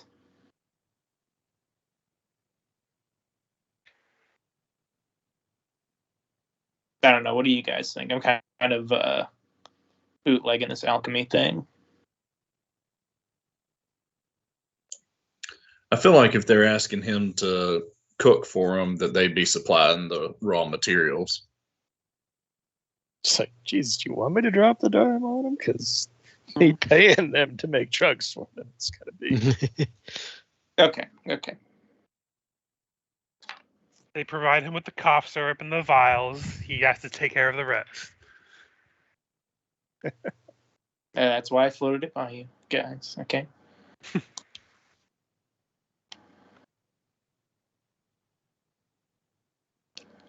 But yeah, you got the second vial there.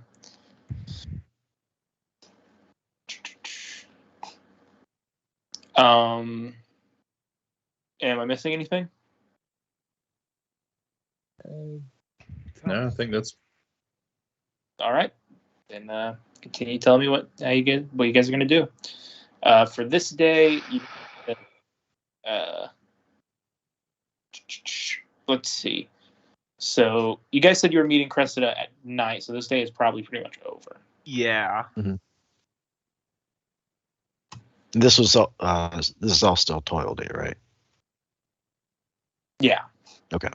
And if that was for the day before Kenneth, then you can give me another. Okay. If we're just gonna craft alchemy for the rest of the deadline's coming up. So it's 19. The previous one was 30 because the workshop. 19.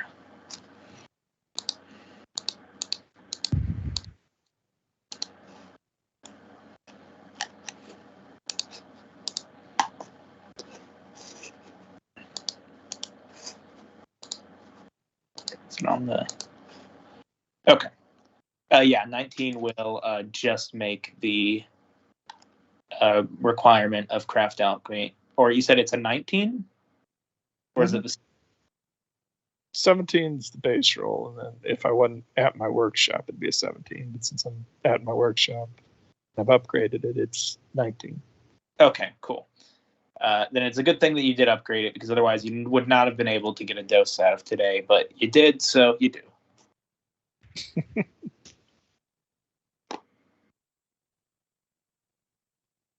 So that makes 3 of the 5 that you need by Oath Day, I believe.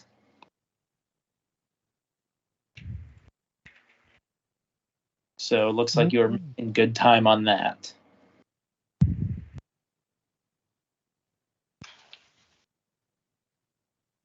So progressing to the next day, what are you guys doing? Do we want to do an initiative for this, or do we want to... I've also been thinking about this. It's been kind of sporadic going through people. Or we just want to keep going, whoever has the thing they want to do. Well, I assume we're going to go to that part of the city where the stuff was going missing to hop into the sewers to look for were-rats, was what I thought we were doing. Yeah, I think that's what we were planning. Well, yeah, but some of you could do that while others of you did other things in the city. Just go grab them when you guys find the were-rats hideout. I guess that's what I'm going to be doing then. Okay. Because I know I'm probably at least send a buddy with you. Yeah. Hey, yeah, Mayor, I can disguise and stealth down with you. Then I don't know. Me and Merrick, do we want to start looking for any information about the that place where they're taking all the sick people? Yeah, that seems like, and my medical background might be a way in for that. We don't even have to go in. We just need to find where it is, really. Yeah, but yeah, for sure. Like I could bully people again, but you also might have better luck if you want to try to talk to people. Yeah, I'll give that a shot. I'll use 2 charges from the rod for the day to give you and I 48 hours of delayed disease, and then hand the rod over to Luca. Or Vic. Or Vic, yeah, sorry. For has 1 more use, so if you want to. So 3 people could have 48 hours of disease free. Yep. And then at that point we could stagger them, and that will help us have some 2nd level spells to cast. Yep, I'd go ahead and hit Barrow and Kira myself. Which one of you would have the 48 hours? Oh, I can only use it 1 time? The 48-hour one. Yeah. Because you get 3 charges per day. I used 2 for me. 2, yep. 1 for you and 1 for Luca. Mm-hmm. So I'll put 3 days on me, 1 day on Kier, and 1 day on Barrow. That way I'll slowly slide. And then next time, tomorrow, you and I can just use 1 each. Yeah. Yep. Cool beans. That's exactly what I was thinking. So yeah, 2, I believe it's Barrow and Vic going to investigate the sewers. Merrick and Luca are going to be looking for the location of where they're taking the sick. And I think the other one's cooking. Mm-hmm. Our own little mini meth dealer. All right, go first.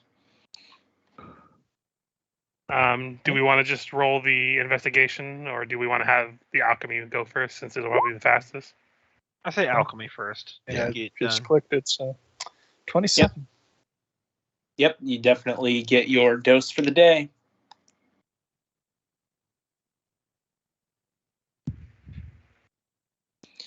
Your little shopkeep that I guess you've hired, who you also named Timmy. Yes, I've just been calling him Timmy. It's probably not his name. Okay. Hi, I'm Timmy and Junior. So we're just all our little cohorts who make our items for us called some form of Tim. No, we can make that in universe. Punching bags that are used to basically make shit and just ignored otherwise. Their code names are Timmys. Based on Timmy. Oh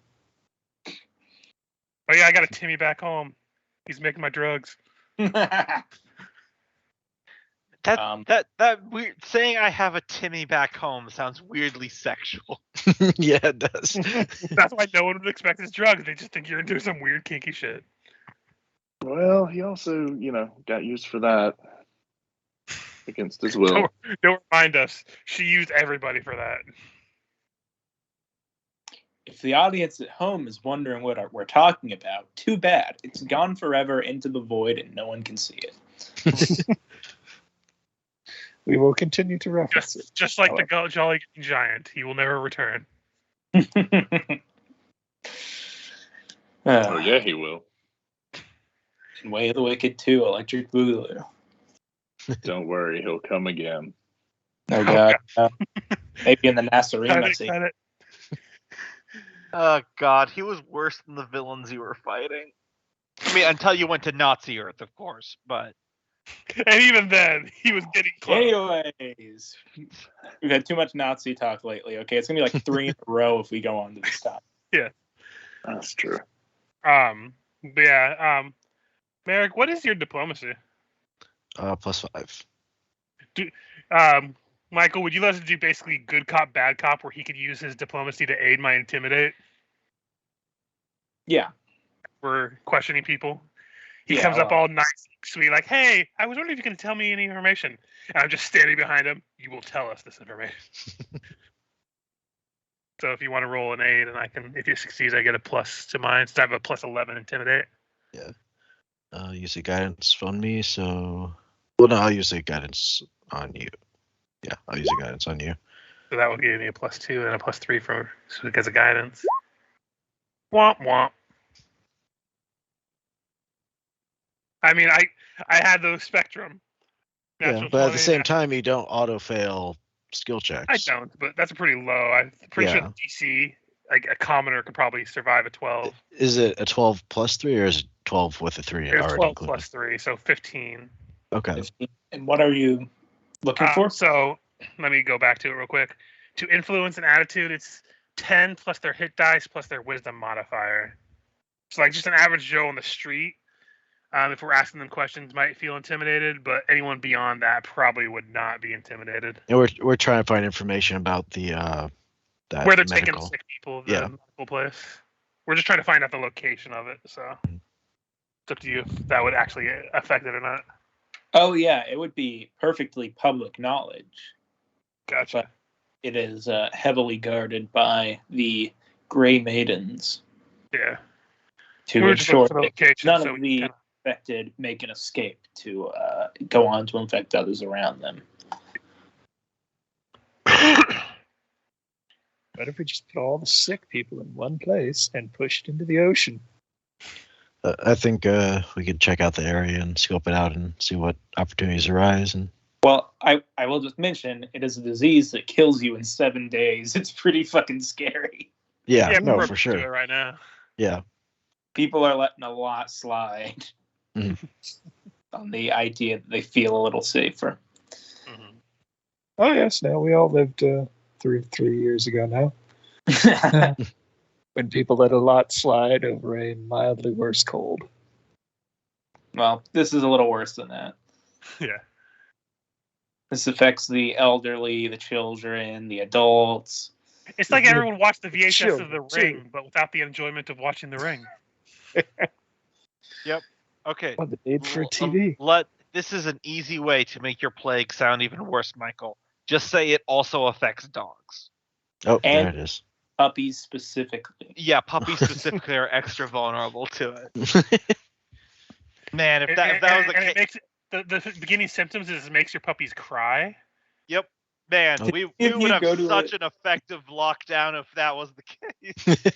Did any of you go to a zoo shortly after the pandemic where all the signs are hanging up saying that you got to stand away from the big cats because they can get fucking COVID from you?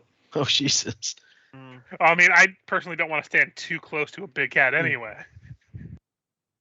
Or maybe they weren't. Maybe they just weren't out. I'm trying to remember. It was a while ago. It was like 3 years ago or something. There were circulating reports of them testing positive, but there was also circulating reports of a slice of kiwi testing positive. I could see that. I think big cats can contract COVID. I think that's a fact. Mm-hmm. Big cats and chimpanzees, I think, were the things I saw signs for. Yeah, well, there's also a difference between infected and carrier. A lot of the flus are avian because birds catch it and carry it. Don't really suffer from it. Fucking spreaders. Mosquitoes. Goddamn fucking big cats spreading the disease all through town. Fucking armadillos being the only thing that gives us leprosy. Goddamn were-rats. Maybe that's why they keep an eye on those West Virginian big cats. That's where the COVID really came from.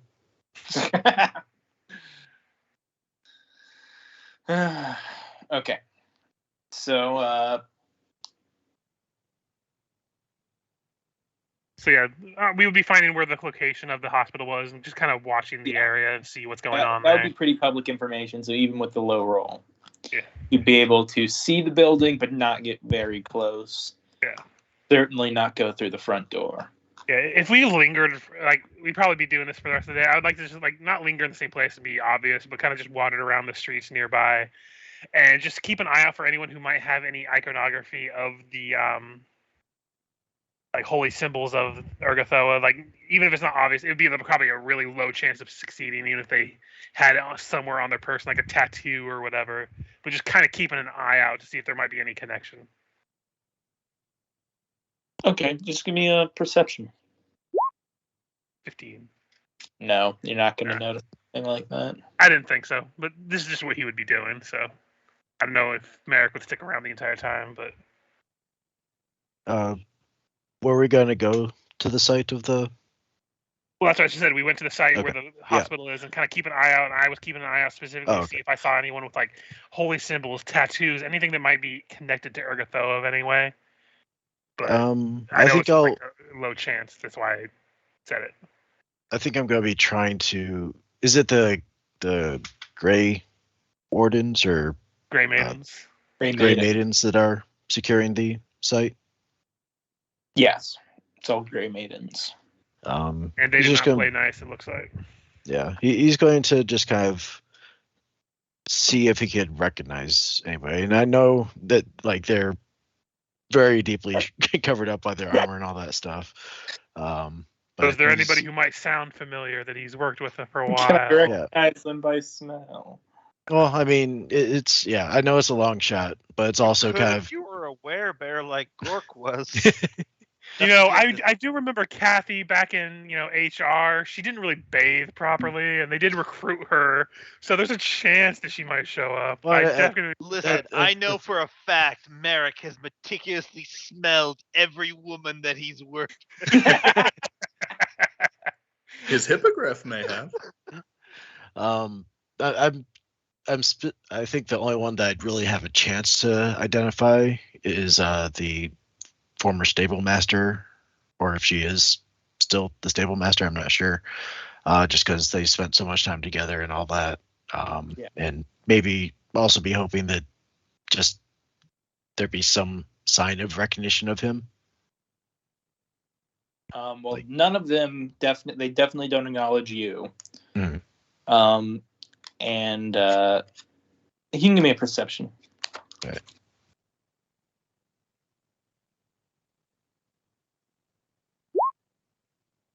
$29. So as they sort of shoo people off, you're able to maybe recognize a few familiar voices just because you've so engrossed yourself in the Sable Company. Mm-hmm. But if you try to go and interact with them, they don't acknowledge you. Okay. And I wouldn't try to address them we know each other or anything. I think if he would approach, he would say, ask of, basically say that he has experience with medicine and healing, and if there's anything he could do, who can I reach out to? Who can I contact to see if I could provide the aid that's being administered here as well?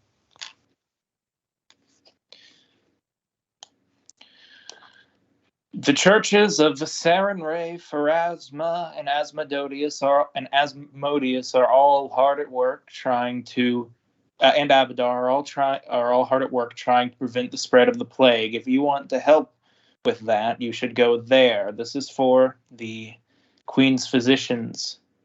It's a quarantine zone, and I suggest you move along.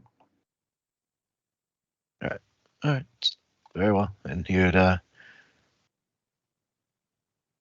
I think he'd try to give one more sign of recognition, or also see if there's any indication that maybe their minds aren't their own.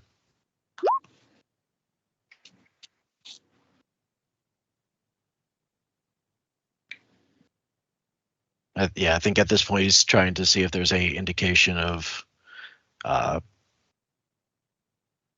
Were they always such bitches, or they just do this nowadays? Are they charmed? Are they, mundanely indoctrinated?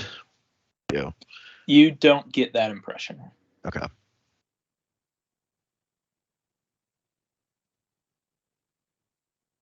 All right. Then he'll depart and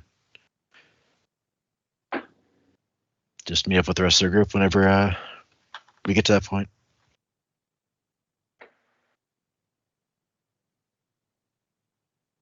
Sounds like Vic and I are doing econ.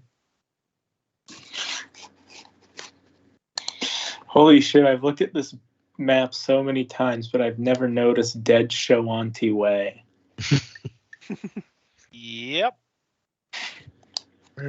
Oh. Yeah, I noticed that. That is the correct way. That's the only way. It's a good beginning. Then a violent. Quit stealing my jokes, Cope. There may or may I'll not kill you. A violent exile of your people, Gumbo. Yep. But, it's water under the bridge. They only name streets after. Hey, just think about this way. If we fail this mission, it could very well easily be changed to Dead Way, even though that's a bit trickier to say. No, they'll have to rename one of these. Way. It's like exactly. Way. Way. I'm going to stick to Sunrise Boulevard over here. Yeah, we're going to rename that Dead Were at Boulevard. Dropping property values by the second. All right, Barrow. This isn't exactly my expertise, but I can be just as good as you at it if you'll just let me follow you and let me stay close. And with that, he's going to change his teamwork feat to stealth synergy, which allows him to take the highest roll and all of our modifiers to stealth. So as long as I can see you, I can be just as quiet as you. Don't know how you're phrasing the syntax like that, but all right, let's go. So I'll roll my stealth. 7. You know what?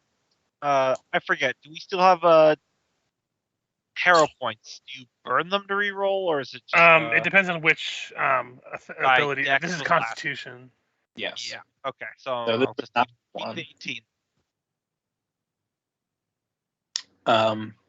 And that's just your ambient stealth roll traveling throughout the tunnels? Yeah. Okay. That will be enough to get you past most mundane creatures which inhabit the sewers. Most of them aren't really looking for a fight with humans and dwarves anyways. So as you're searching for the day, you can one of you can give me a perception and the other one can assist them. I am not rolling well tonight. All right. Well, I think the DC is 10 for assisting anyways, right? Yeah, so I can assist him. Yeah.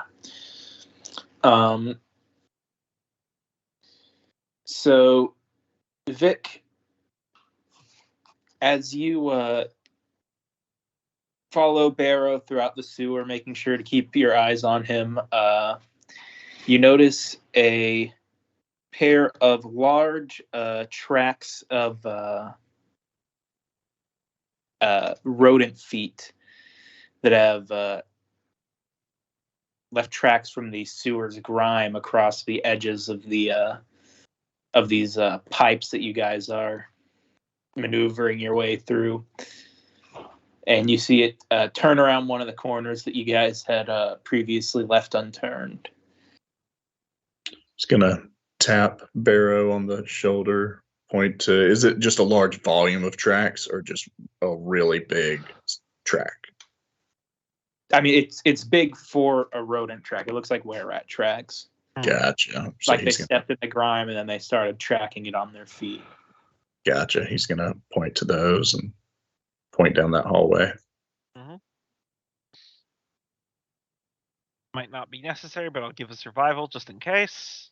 Still rolling not great. Oh, it's 10 at least. And what's that survival for?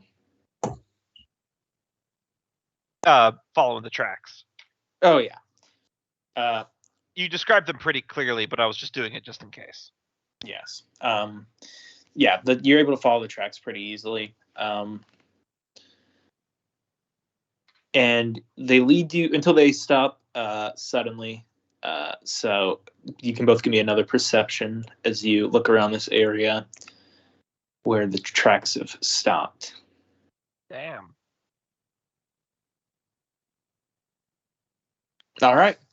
Vic, you're able to point out a crack, a crevice in the sewer walls that seems to lead to a corridor that's been shut off, and that perhaps the rat here slid his way through the corridor with his small size. Too small for us to get through. Not big enough for you guys to squeeze through, medium creatures. Anyone small can pass through it normally. I would give Barrow the thumbs up and then point up and insinuate, I think we've got what we're looking for. Let's get topside. All right. That is your guys' action for the day. And when we come out of the sewer, I go, whew, you're really good at that. You made a map, right? I remembered the path. Perfect.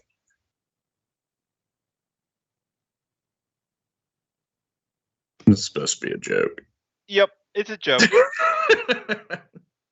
And just so, a flashback to all the early D&D days of, Yep. okay, do you turn left here? All right, draw it on your grid. All right, are you going to turn right, left, or go straight? Oh, God. you guys... Am I crazy for kind of liking that, though, Cope? Like, am I crazy? I think there's a good moment for it, but I like how Michael's moving us along quickly here. Oh, yeah, absolutely. It's just different styles of play, but sometimes it's kind of enjoyable. Yeah, it really, everything like that really depends on the campaign. Yeah. Yeah, I didn't want to spin super having you guys go through the sewer. I just wanted to make it a couple rolls. If you guys had failed rolls, you guys would have just been able to come back the next day and try again. It's like exploration mechanics. They're great in the right kind of campaign. But like if you're in a campaign that like you're just going from point A to point B, it kind of bogs down the storyline. But the question is, did you guys want this entire session be exploring the sewer? No. I wasn't speaking in this situation. I was speaking in just gameplay mechanic hypotheticals. No, like when we're playing the dwarf game, and we did have a session in the dwarf game where we were doing a map on the screen by ourselves. That fit. It fit with the tone. But I like right now while Michael's like, all right, what are you doing today? Give me boom. What are you doing today? Give me boom. All right, let's go. Okay, so you guys will have time to convene and maybe meet about what you're doing tonight, but you guys won't really have any time to take action tonight because you guys are all taking your actions. Are we all gathering each night at the Gatefoot, I believe. The Gatefoot every night to say what we've done, and then the Gatefoot every morning so that we can delay disease everyone. I mean, I got bedrolls and stuff down there, so if anyone wants to just crash in the hidey hole. Well, especially tonight, if we're planning on infiltrating the sewers tomorrow, it'd probably be a good idea to crash here for the day. Yeah. It's not like any of us have any other outside commitments we have to get back to, right, Kier? I mean, Merrick has to feed his bird. I fed him on the way back. Kier, did you just finish your fourth or fifth? I think that was fourth. So I got one more thing to do tomorrow. Yep. How's the shop going, by the way? And if you guys want to wait to go to the Were-Rats until later in the day, you can definitely get that last one finished up. Sounds good to me. Now that we're all back together, really haven't talked much about Kier. With the amount of money we've split amongst ourselves and knowing that we found an alchemy kit, is it reasonable that he would be able to rent a shop location, get it up and running, and get his alchemy business going again? I mean, isn't that what he's already doing? Without some kind of shady dealings that the banker would. Listen, if you're not opening your store with shady dealings, what are you doing with your life? You're about to be audited, my friend. By the Church of Abaddon. Can I get a sense motive in here, or is there anything to provoke it at this point? The patronage arrangement. Sorry, guys. Give me just a minute. I have to sit away for a second. Actually, gonna take a bio again while he's stepping away. So I'll be right back while Cope is figuring out how to be suspicious. As I say, one weekend and you're already suspicious. I was gonna get suspicious, but now that I think about it, we've had some good cash because I've dropped like $2,000, and you could definitely rent a place for like 10 gold pieces here. Yeah, I've sunk most of what I got into upgrading that shop. So yeah, I dumped seems on the up and up. My cash into the rod, so I mean that's what you say to all the girls. Yeah, I know. Got everything you could do to extend it, right? If it were only that simple.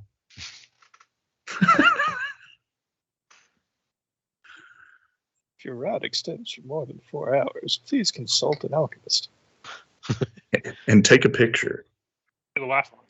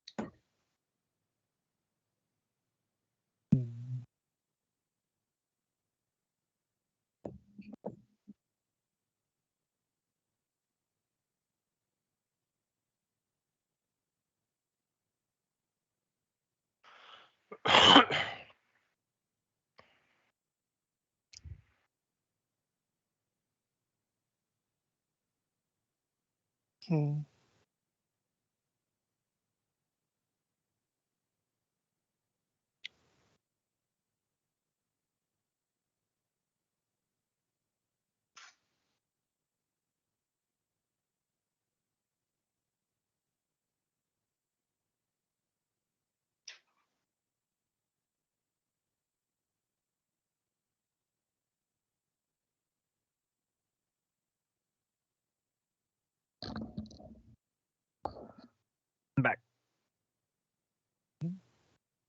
Yo. He's back. A dinosaur tail.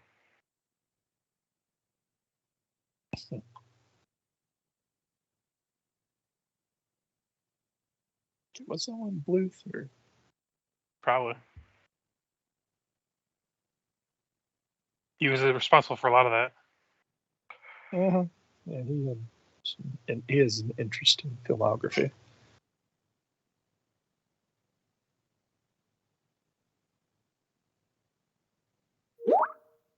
This is for you, Cope. When you were talking about when we were talking about don't being suspicious. That's right. There was a thing. Hold on.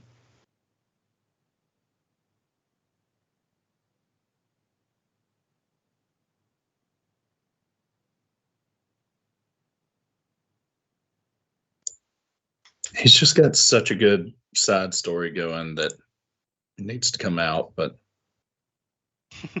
I don't want to force it out. Well, I just think it's funny that you're looking into it because he's running an alchemy shop, and I have an entire secret lair underneath a city monument, and you're like, yeah, that's cool.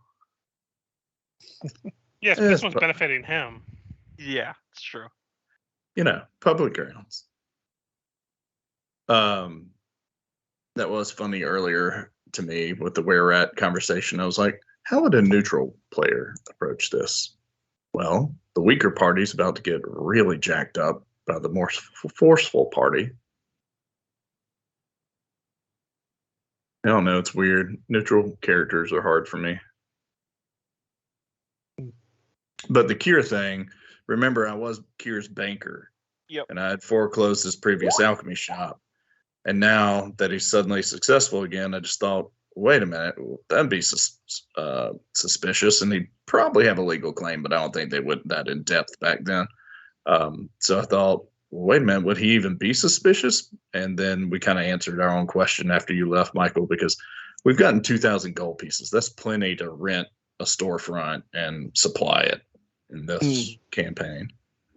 So good on you, Kier. Way to get back on your feet. Yes. Well, try and help. To answer my own question, no, it wasn't Bluth that did We're Back. It was Amblin Entertainment, which apparently also did Land Before Time. So 2 dinosaur movies, one of them significantly better than the other. Yep. Oh, I love The Land Before Time. Mm-hmm. That's the one I meant is better. I didn't dislike We're Back, but I was also like, I think 12 when it came out. No, 93. I would have been 8. I mean, to be fair, it was also meant for like the littlest of kids. Yep. Mm-hmm. Yeah, 93, so I would have been 8. I mean, at the time, it was too old for me. I remember it made me cry. 93. I was -2. Are we talking We're Back or Land Before Time? We're Back. I'm just joking about the fact that it came out. I meant the one that made him cry. Oh, Land Before Time. Yeah, no, Land Before Time was a good movie. It had that was so sad.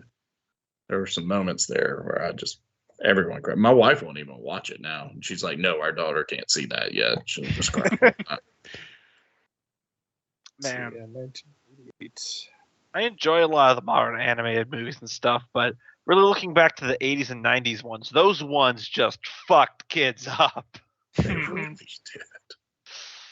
There were some surprising amount of them that dealt with heavy shit like death. Yeah, back when PG meant a damn. Back in my day. I think you meant when PG meant they could have 3 dams. Yep.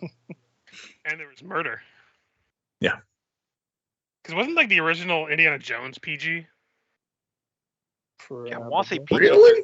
PG-13, but I thought it still. was before PG-13 was even out yet when they first made the first Indiana Jones. Yeah, I don't know. I have to look that up. I don't know. With a lot of the allusions to sex in the modern animations of even like Disney and things, most of that shit should Indiana be PG-13. Indiana Jones and Jaws were both rated PG. Jaws was PG. Yeah, they were the reason they made PG-13 were Indiana Jones and Jaws. Jaws was one of the scariest movies I've ever seen, and it was PG with all that blood. It showed human body. PG-13 didn't exist yet, and it wasn't hard enough to go R. So. Oh. Also, Gremlins was PG, but that would probably be considered PG-13 nowadays. That really wasn't that scary. It wasn't, but it was scary enough that nowadays it would be listed as PG-13. Yeah, I mean, I can see it screwing with a little kid for a few. Jaws should be R-rated. I mean, come on, it's not that scary. There's tons of blood in the water. They show a half-eaten corpse, not half-eaten, a 5/7 eaten corpse. There's like a rib cage, a left arm. Fractions get involved in my deaths. Yeah. I mean, there's some a severed leg falls to the ocean floor. It's hacker / movie. All right, come back, guys. Sorry about that. No worries. And a lot of stuff went on in the 80s that probably wouldn't slide anymore. Caddyshack had a full-on sex scene in it. That's true. Well, they were comedy, but my parents also let me and my sister watch it at like 8 and 12. So, but they were naked, laying on top of each other's backs, the opposite side of sex, giving massages. You know, this is just honestly going straight into that video I just put in Skype chat called "Becoming a Dad." It's a transformation I imagine you went through when your daughter was born. I'll have to watch it. I think I've seen this video. It's an entire family that do jokes like that, and it's all pretty good. Yeah, I've seen this one before. Yeah. The dad just welcomes him to the dadhood. Yep. The dad jokes do just come out. It's terrible. Well, no, it's like now you wear the white Nikes with long socks and shorts. Now tucked in shirts. We must go look at barbecues at the Home Depot. No, I've always been that guy. Okay, but tell me, how much do you study World War II? I was a history major when I started, basically because of my love of World War II. Oh, here we go. We're gonna trend well with this one. Cope, how often do you think about the Roman Empire? I knew you were gonna say. I knew someone was gonna say that. Is that a thing now? That's a meme right now. I just recently heard about that. It's like girls, ask your boyfriends how much they think of. My wife Roman did Empire. that to me like a week ago, and I had no idea. If you had a woman in your life a week ago, they asked you that question a week ago. Yeah, she totally asked, and I sat there for a minute because we were eating dinner, and my daughter, who hates the Roman Empire because she loves Vikings, good on just her. started. Excellent taste. Yes, just started shouting about the Roman Empire, and I sat there for a minute, and I chewed whatever salad was. It wasn't. I don't know why I was eating salad, but I remember it, and I looked up and I said, probably about once a week, maybe twice now. And then she divulged all of what was going on, and I was like, well, fuck y'all.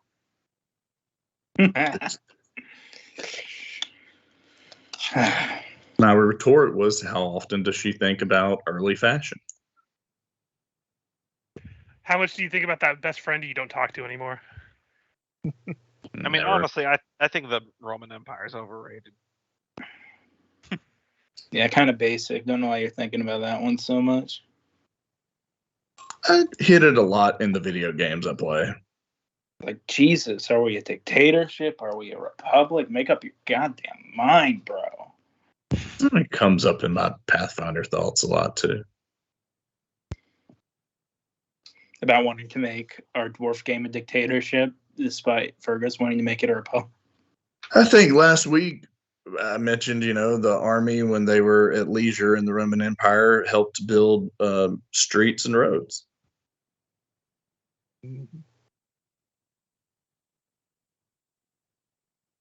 But anyway, back to the game. We are going to investigate the sewer. All I'm saying is that you can do that, but it's still going to be the might die because you're using raw manpower. I'm not going to let you verbal magic word salad me into using your highest attribute for literally fucking everything. Okay? That's fair. That's fair. Just the leaders of the Roman Empire were educated in engineering. Yeah, and we do have that engineering academy that I'm seeing if we could get like a cooperation on. But again, that'll be for that game. All right. Let's go assassinate this rebel upriser. All right, so beginning of wheel day. First things first, Kier, give us a roll. Okay. Will he, won't he? I get it. Will he? 31. Yep, you finish up your last dose just in time that morning. I believe the cook started last fire day with a 5-day time period, which would mean you're getting visited today.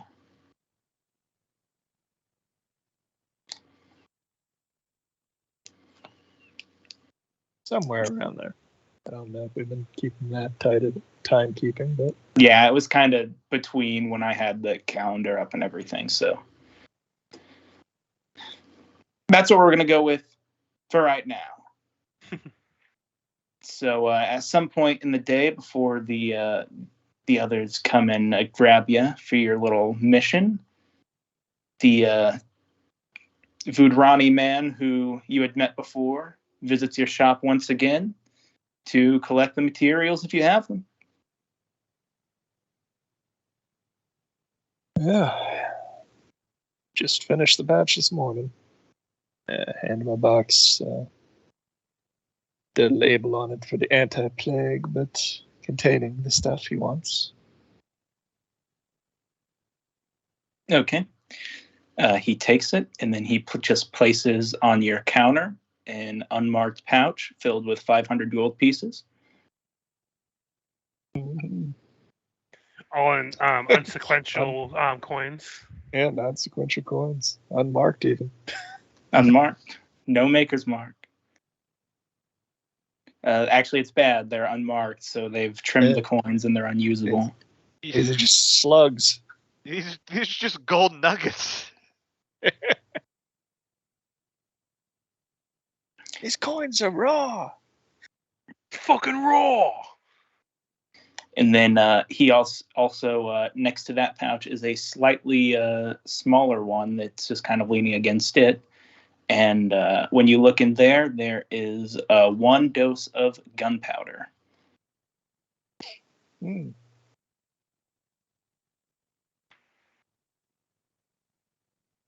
Snort it. Yeah. As you look into it, he says, I have it on good information. You express interest in that material. It's hard to come by even for the Arconas. So I hope you'll appreciate it as a token of our new business relation. Yes, I've heard that it's quite a potent material. I don't remember what I wanted it for if I did actually express interest in gunpowder. I'll take potent potables for 100, Bob. Mm-hmm. Well, get creative. I'm open to lots. And it is a fairly simple thing once you know how to make it. At least black powder. Hear me out. Gun bomb. Bomb gun.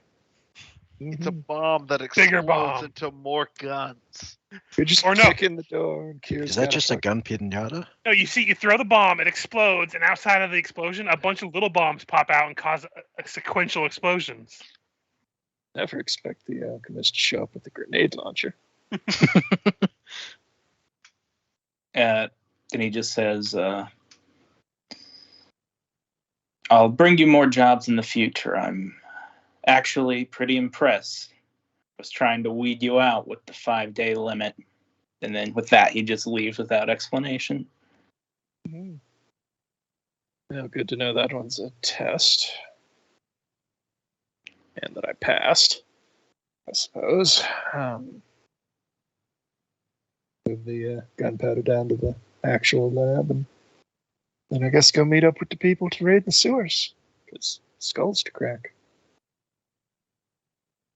Yep. Right. So probably around 6 p.m. that day is when you're probably going to be good to leave the business for the day and join the others. What's everyone else doing in that time?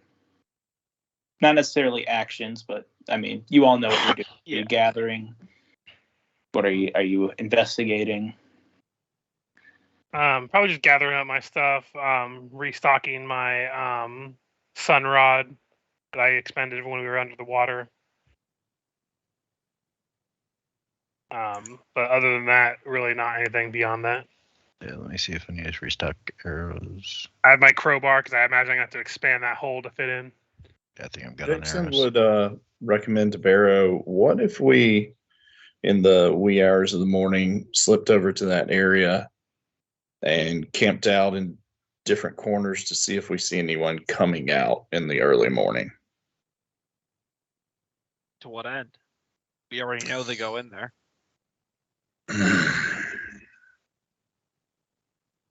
I don't know. If we fail, maybe it'd be good to have some people to question.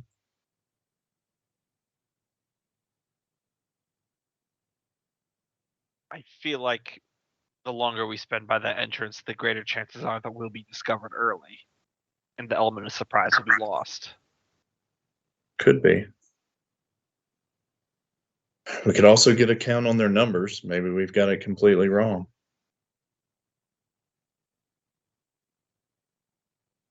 Just a suggestion. Sorry, I had to cough.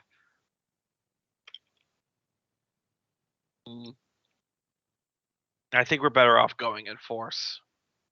Yeah, I just hate wasting the daytime without gathering any more information. Do we have sun rods or anything like that to see down there? I just said I bought some. Oh, you did? Okay. Sorry, I missed that. No worries. I have 3 of them on my person. Okay. Which would give me basically 20, I think it's 40 feet of vision with the sun rod. Are rats considered vermin? Rats are, not were-rats. Yeah. Just thinking if they have, I've got that repellent still if they have a. And did you use your, how did we want to do the blight disease for tomorrow? So you and Luca are covered for today. I am covered for today. One of us should rod Kier and one of us should rod Barrow. Okay. All right, I'll set aside that use, and then I'll hold on to the metamagic rod in case I want to use it with like command or something. Mm-hmm. I'll go ahead and rod Barrow. All the use of the word rod is making me really uncomfortable right now. Well, hey, at least I don't have to touch you with it. Yeah, I was trying not to say anything, but I couldn't resist it after that many times. Okay. Yeah. Y'all went like a full 45 seconds without saying anything. I heard the initial.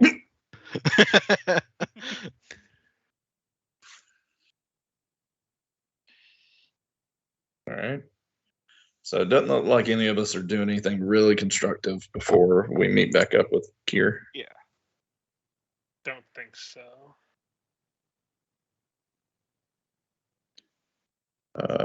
Does anyone have a way of making it easier to slip through that tunnel?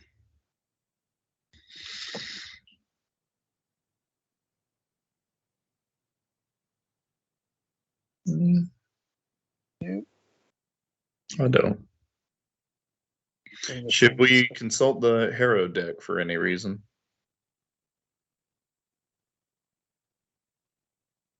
Don't see why. Yeah.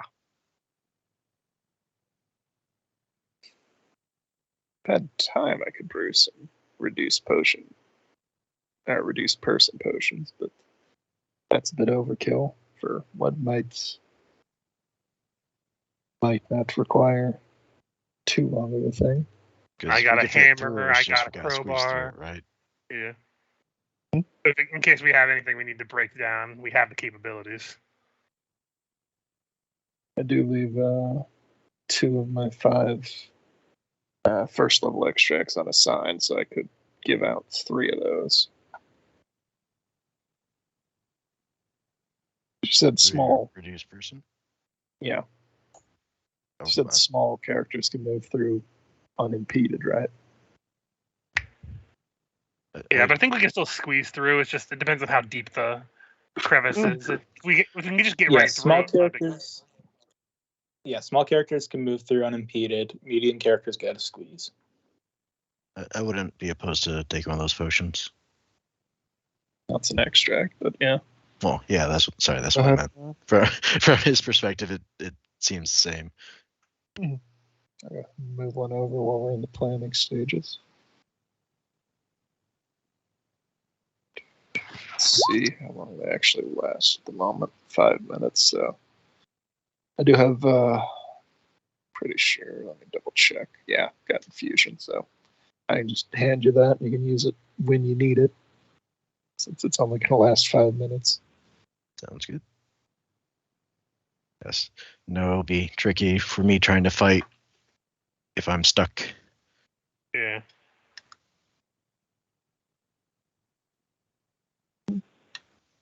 Just do it better. Let me pull it up on the PFSRD. I sometimes forget to note if it's dismissible.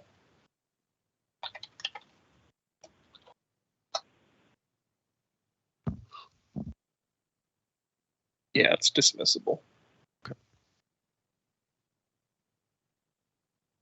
Just a quick finger down the throat.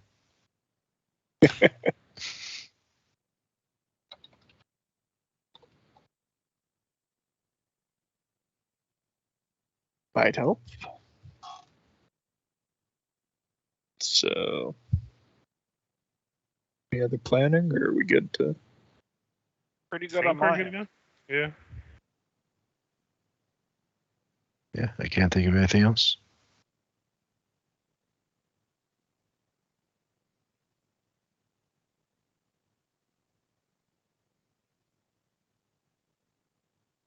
So, Michael here? Yeah. Yeah, I think we're just heading to the sewer now. You guys just continuing down into the sewer? Yep. Okay.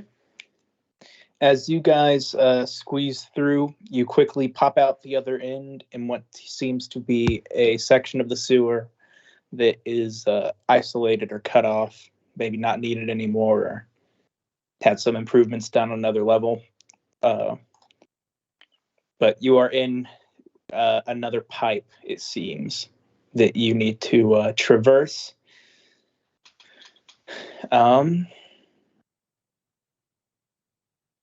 So through the disgustingly visible haze of noxious sewer reek, in the flow of unmentionable slop through the sewer's tunnels, the filth slick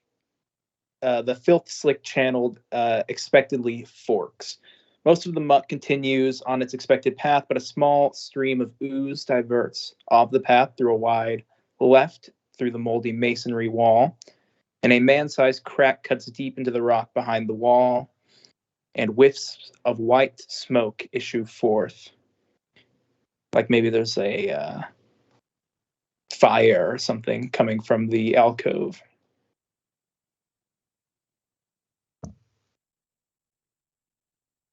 Sort of like how if you were to start a fire underground, all the smoke would start to accumulate at the ceiling because it rises and then it's got to find a way out. Starts to spill out into the pipe. Should we move stealthily or just casually like we belong here? Stealth. Okay. All right. Yeah, we definitely don't belong here. There it is. I only get 10 with guidance. So I apparently throw a smoke bomb like Batman and vanish, and the rest of you are just fumbling around. Mm-hmm. Yeah, somewhere in the middle. Okay.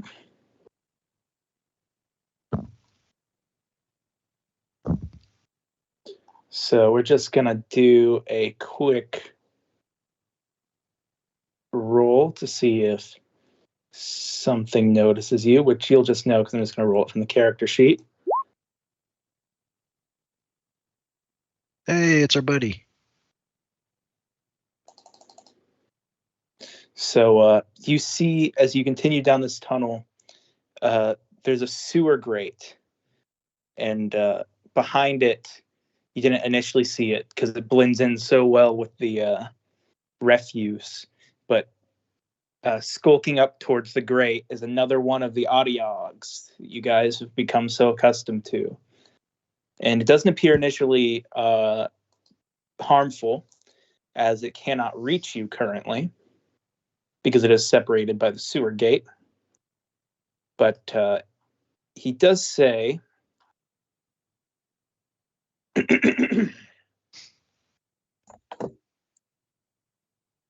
"So hungry's caught by mean rat humans."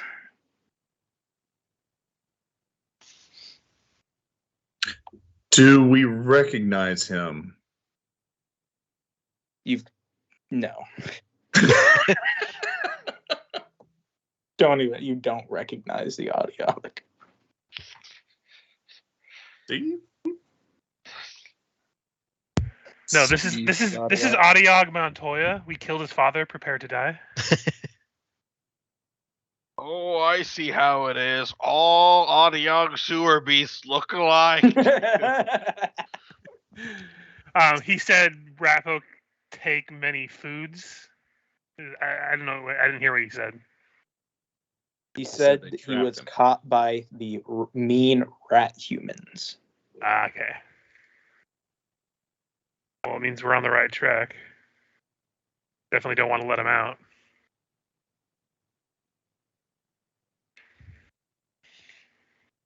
You distract the rat humans and allow me to escape.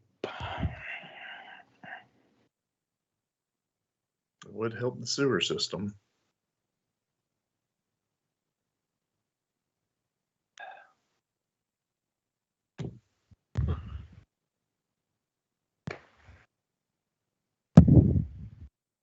It's up to you guys. I'm not the social character. Perhaps we can come back and help him after we've done what we're here to do. Well, it sounds like he knows where. It sounds like he knows where the rats are. There's a chance of just being down here will create a distraction. So. Hmm? Can you point us to where the rat humans are? Just up that way. And he points to, from where you're positioning it would be behind you.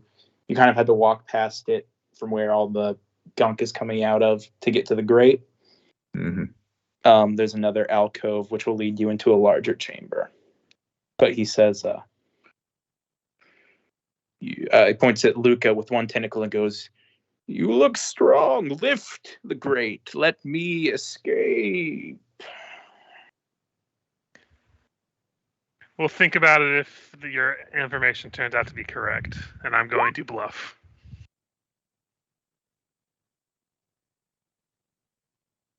He goes, or I could let the rat humans know you're on your way. Does the grate head towards the direction where he said we need to go? It's basically opening it towards us, I think. No, it's open. Yeah. Oh, fuck no. It doesn't open the direction that you guys need to go. Okay. How about you've already helped us? Let us complete our mission and we will come back and help you. You're a vital part of this city's infrastructure. You've done us a good. We will do you a good when we come back. As long as you promise not to eat anyone standing here. Diplomacy? I can throw in some jerky if you're hungry in the meantime. Jerky? So hungry, trapped for so long. Yeah, I'm going to throw over. I have 2 rations as well. Just toss them in there. Make a diplomacy roll. Oh, fuck, that's terrible. Luckily, because you fed him, you got a +4 to your diplomacy check. All right. 21. You eat that. We'll help you when we get back. 21 is definitely enough to convince him not to sabotage your plan. Let's move along. Which now I will go ahead and move you guys to the map. I've been keeping quiet because I got a natural 20. I assumed I was just so stealthed I wasn't giving away my presence at all. Yeah, I did have to speak up. So can I resume Barrow's stealth roll, or do I need to roll and add my add his bonuses to it? I would say I need to roll myself. I'm just going to do a flat 1d20. That's but you've got a +11, right? Yep. All right. So as I understand it, that makes me a +14. These tokens are correct here because you have 28 hit points on them. Nick. No, they haven't been correct in a long time. Okay, I guess I'll just grab them from the last map. Mine's correct, but I don't know about other people's. Yeah, why aren't? What's the deal? Why isn't your token correct, Vic? My sheet doesn't update my token. Oh, your token's probably not connected the HP to the Yeah, the it's bar. never been. So every time we put them down, I have to change everything on my token. Wait, here. I don't know the Roll20s the way y'all do, so I don't know how to fix that. It's a GM thing that he has to change in the settings. We can't actually do it ourselves. Huh, why isn't it letting me? HP. But it's not. Nope. It just immediately goes back to none. Yeah, ever since like the first session, my token has not been right, which is fine. I'm okay at the beginning to fix him. Yeah, can you just set his AC and his health to be correct? Is everyone else's correct? Yeah, mine's fine. Seems to be. Nope. Check.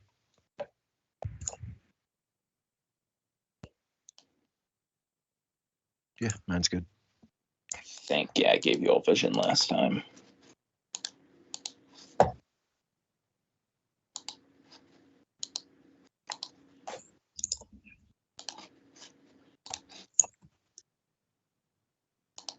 And you want our AC in the red bar? I want the AC in the blue bar. Blue bar.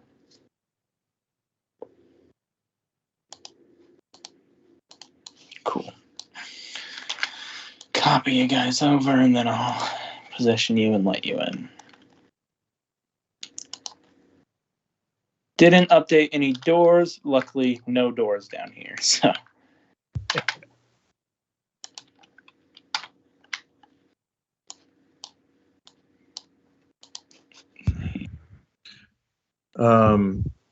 Given this Pathfinder, before we go in, could I cast a buff spell? Yeah. No, you guys he's in stealth, I guess. You guys have the drop on them though, so you could buff before you guys wanted to go in. Oh, but I do have Silent Still spell, so that wouldn't give me away before we go in.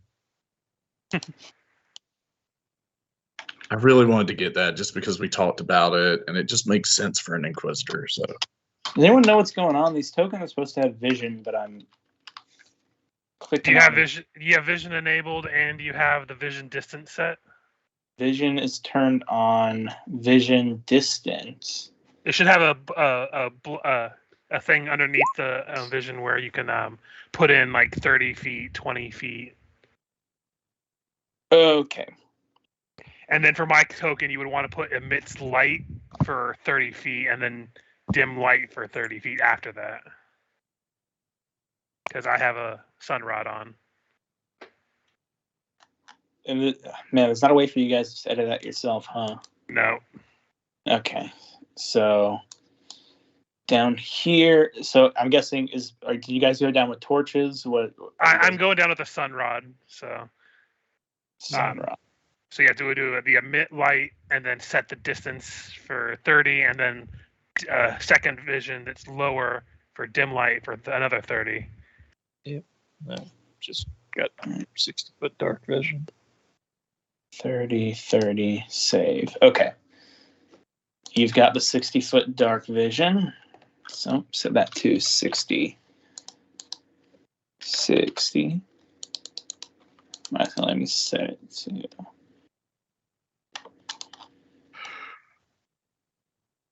Yeah, and I know with the dark vision, you don't set a second distance of another 60. You just do the first 60 because otherwise it gives them 120 feet of vision.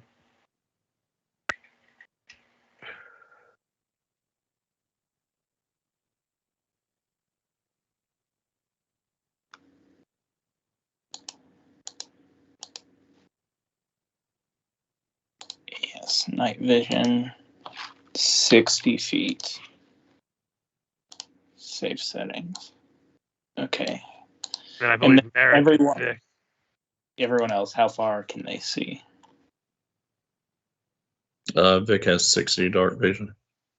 I have no dark vision, but I know you need to set for a minimum of 5. Otherwise, I'll just be a token in black. Well, if you're in my light zone, you can see as well. Yeah, I've got no dark vision. I've got low light vision. I'll probably cast light on my arrow and just have it in the quiver and handy. And what does the light spell have distance-wise? Because I know that's different than like a torch. Just trying to help Michael out while he's working on normal light 20 foot, and then low light. Yeah, this is so dumb. I used to just be able to click vision on and it worked. But yeah, then with the with him, he has to have 20/20 for his lights, which is comical. 60 feet for Vic. And then I'll just give Barrow 5 feet so you can see what he's doing. Yeah, I know this is always an issue for me whenever we came to having light sources when I was running Rune Lords. Is sometimes I would have to have you guys like bullshit for a few minutes while I did this too. Luckily, after a certain point, Reach is like, "Oh, I just have a lantern. I can just go whoop whoop." So I just left his light source on. Yep.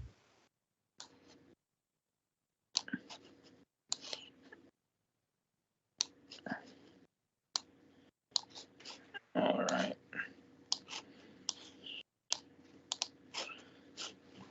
Let me just get a look at what you guys can all see here. Make sure it's all right. Yep. All right, moving you guys over.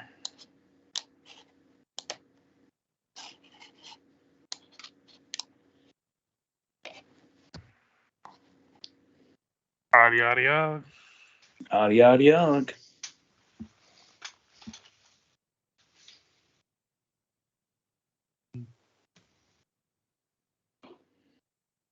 It kind of just came up on this grate. And this was he pointed at this here to go back to. Do we want to bring up the initiative while we're traversing? Or do we want to just traverse without it for now? I'm fine with traversing without it for now. I'm fine either way. Yeah, let's just traverse. You guys are gonna notice them pretty quickly. They're pretty much just in this next room over. Yeah, so That barrel lead the way. Barrow's the one that's invisible to them right now with the natural 20 stealth. Yeah, but I don't have dark vision. So So after some stares at each other, I think Luca will probably go first because I guess I'll step right here and immediately see some rats. And with my light, I'm pretty sure they can see me.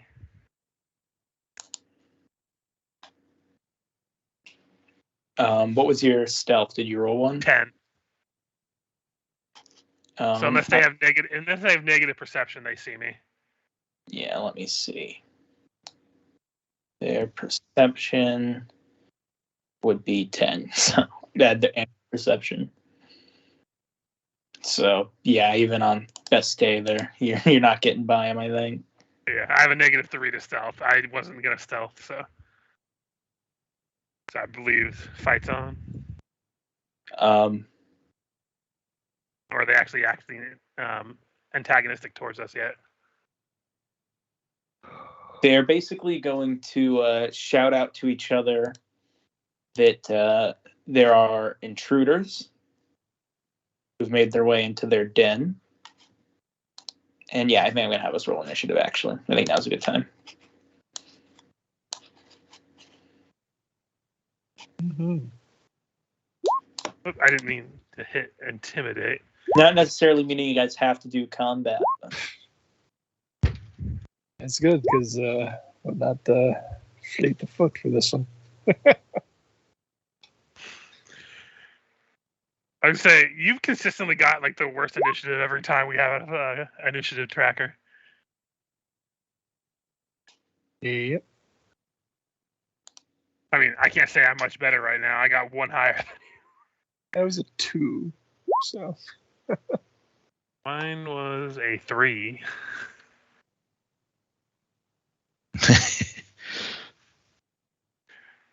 No, and Mary got another die. Rolling hot.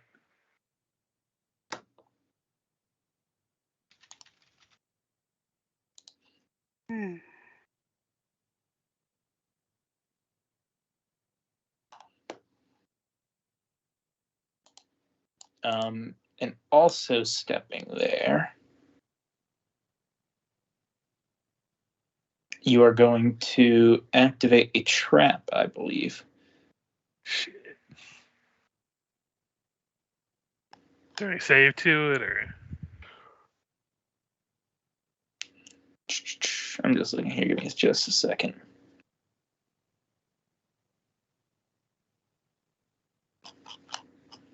Where is it? Jesus.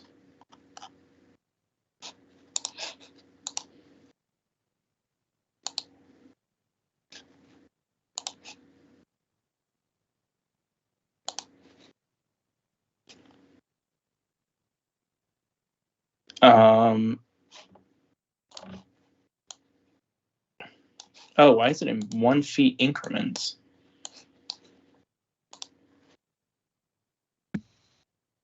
We're giants. Oh, I guess that might have been me measuring the map. I set it to 1 foot. Oh yeah. Quickly measure it. But yeah, you are actually not going to trigger a trap where you were standing. Good to know it's coming up. There's definitely traps no other trap ahead of you. No traps ahead of you. I guess since the only one that can see is Luca, Luca would probably just call out that we're just looking for God, what is this? How do I say his name? Scrolling back up. Grizagat, or however I fucking say his name. Gearigs. Gearigs, Ripper Claws. We're looking for Gearigs. We don't want to have to hurt or fight anybody if we don't have to.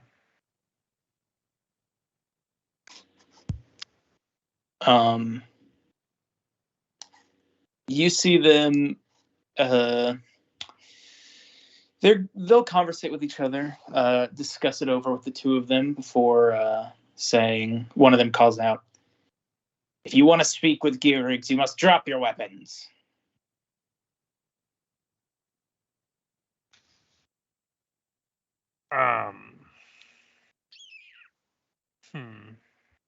Well, my body is a weapon. Would you No, I'm not going to say that. Can I act out of turn, or are we going in turn order? I don't know if we're acting in turn order. I was just saying because it would make sense for Luca to speak up. Well, since you he's guys are talking right now, so yeah.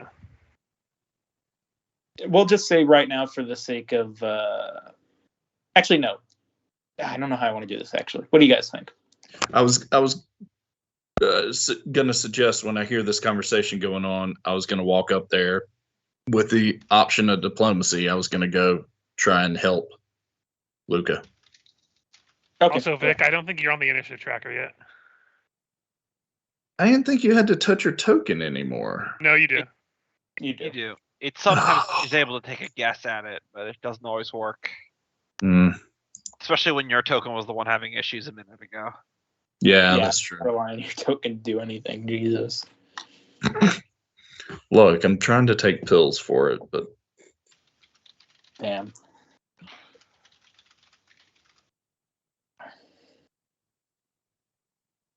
So yeah, Vic wants to try to take over the conversation.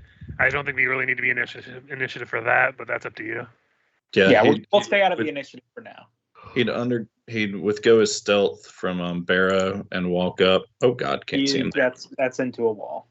You walk into a wall. Exactly. Yeah, I'd take a step back if he approached or something. Either way. Gentlemen.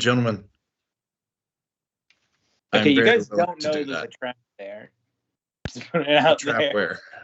I was just trying to make room for him to make it easier for him to step in. Yeah, I was kind of going to squeeze around his shoulder and say, I'm happy to go. I'm happy to go and discuss. I'll leave my weapons here. If we can forego the loss of any lives, perhaps conversation is the best route. That's all we're here for. Are you disguised right now, Vic? I'm not disguised anymore. Okay. They'll say, how many are with you? There are 5 of us.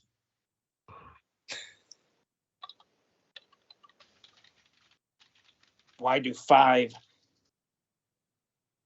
humans, squinting at those of you who are human-ish? Human adjacent. 2/5 of our party resent that. I'm a dwarf, sir, and my conversation is not with you. I'm here to talk to Gearrigs, Claw Ripper. I've agreed to your negotiation. If we can go forward, let us go forward. If not, then we're at an impasse. Yeah, I mean, they're waiting for you to drop your weapons. Yeah, he full-handedly holds his Dorndurger and hands it over to Luca. Yeah, I just hold it and stay back.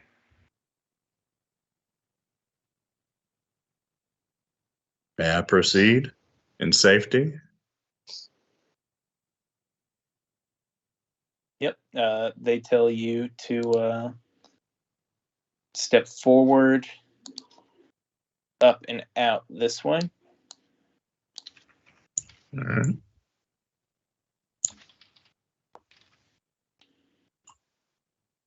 And you will be led, I'll just go ahead and move you. Okay. Into the depths of their chambers, where you will eventually meet Gearrigs in his.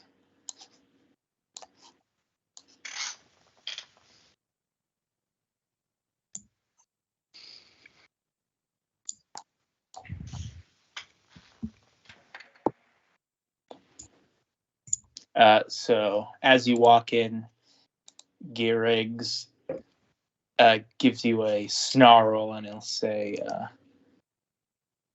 why have you brought this thing to me? And they'll say, He surrendered his weapons, and he said he wants to speak.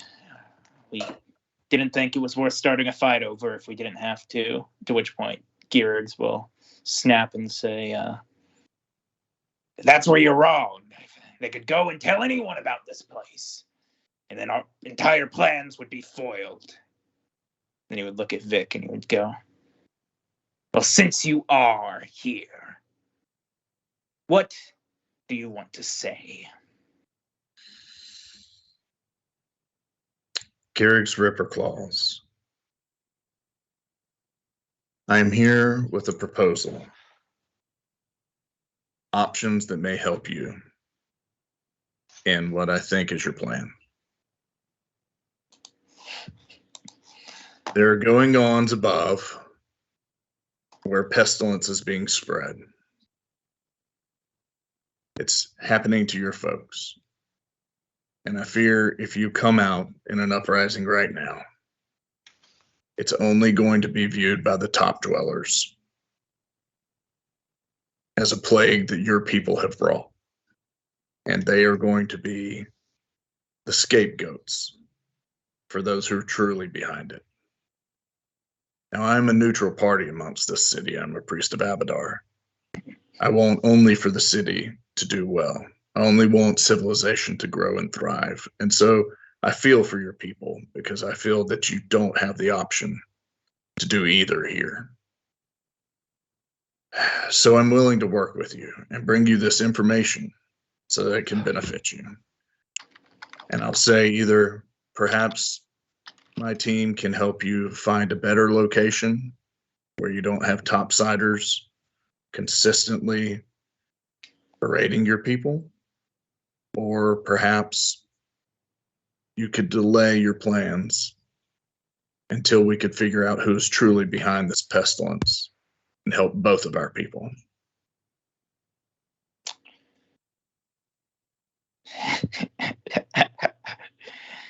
You say you feel for my people, dwarf. But do you know the suffering of our kind? Do you know the agony of the moon's pool? The terror of silver, the isolation and fear that has haunted us for centuries? I can't even fathom. You speak of coming to some sort of understanding, but you haven't walked in our fur, felt the change in your bones. No, you have not. And yet you dare stand here and lecture me.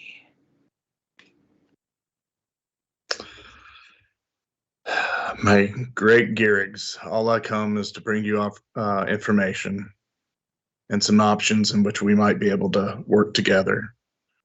I can't say that I've felt your situation other than what I feel topside, this great change that is going on, where those who might uphold the city have had a plague forced upon us. It's been forced upon your people as well. Your people are dying from it. Again, I say if you come up now, I fear that you're going to be made the scapegoat. Is there anything I could do to help persuade your ideas? Maybe delay your plans. Roll me a diplomacy.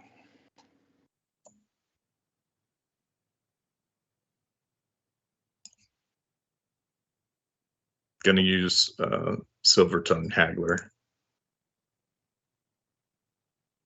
It's going to be hard. Yep.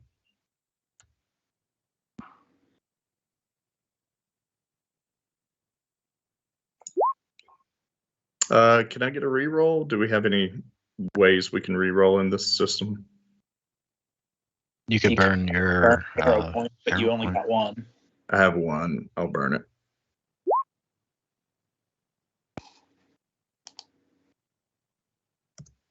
He sees your point, thanks on the bloodshed that'll happen on both sides, and he says, you ask me, to reconsider and to find a solution with the very people who have forced us into this domain. The warmth of the sun and the ocean, they have been stolen from us. And now you ask, we find a way to share it with them? How can you possibly expect us to do that? What if you had help finding another place where you could enjoy the warmth, enjoy the ocean, enjoy the woods, enjoy the fields of your own accord, not have to share it with any people? It would require you to leave this home, which is very hard for anyone to change where they've lived for generations. But many people find that venturing to another land, with the help perhaps of us, we've helped others get out, could allow you to start a new civilization. Something that my priesthood believes is of the utmost calling, to start a new civilization in other areas. Perhaps you and I could go into the wilderness and find locations that might be fitting, or one of your other people here.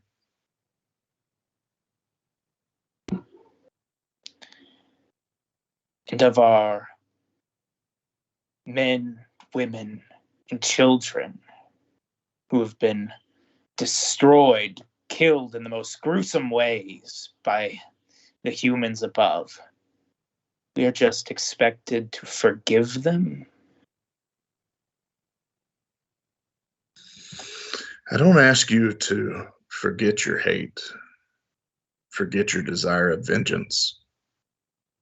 You don't have to forget those things. What I suggest is you help your people. You find them a land with our help where they can live without persecution. They can enjoy the sun on their backs and the breeze of the ocean that you've not had. You could enjoy those things, and in small civilizations, great ones can be born. And I'm no poet, but time tends to lessen the atrocities that have been wrought upon our former generations.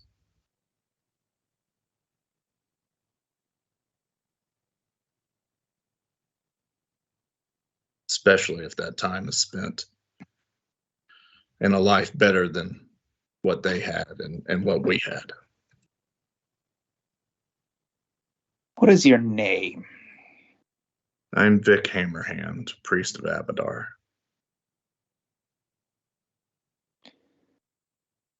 You've moved me, Vic. In all my years of life, I've never met a surface dweller who I felt could speak sense to the violence. But Vic, I cannot simply take you at your word that you and whoever you have behind you will have our best interests at heart. I will accept your bid for peace, Vic Hammerhand, but only if you accept my gift of lycanthropy. Yes. I was sitting here silently in the background. I'm like, do it. Get even uglier, Vic.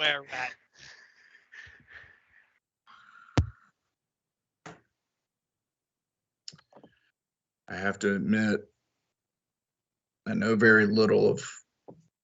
Actually, can I do a knowledge check to actually know what that would entail? Yeah.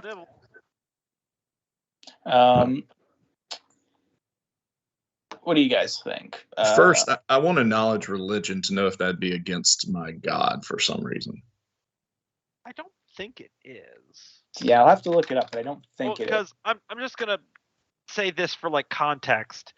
Since I've been reading a lot about the nation of Geb, which is undead ruled, Abadar has temples there, and it's normal. So if they can live in a 100% undead nation that eats people, I don't see why they'd have a problem with a were rat. That seems pretty small beans. I'm good with that.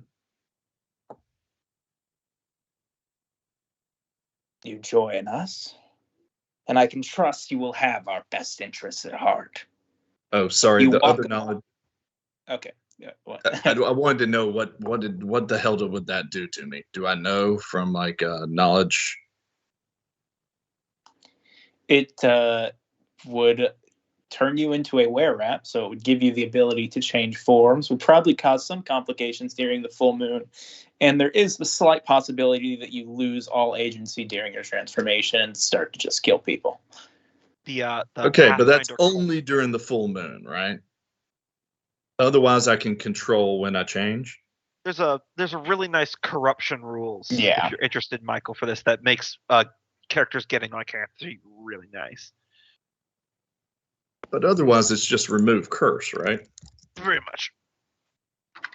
Oh, but that won't be good if they find out.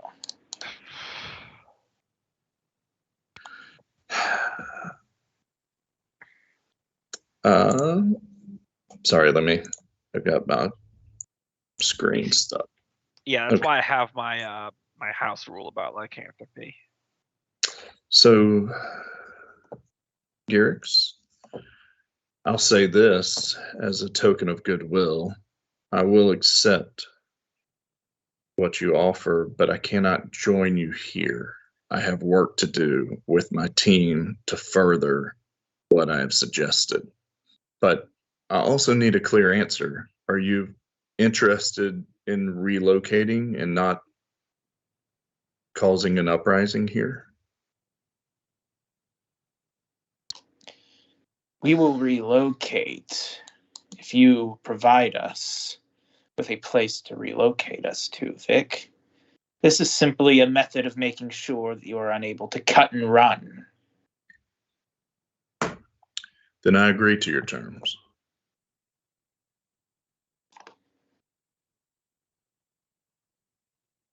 We will further your civilization by finding you a suitable place to relocate to. I'll need one of your members to trek out with me during the day sometimes. And in return, I will take on this burden that your people carry.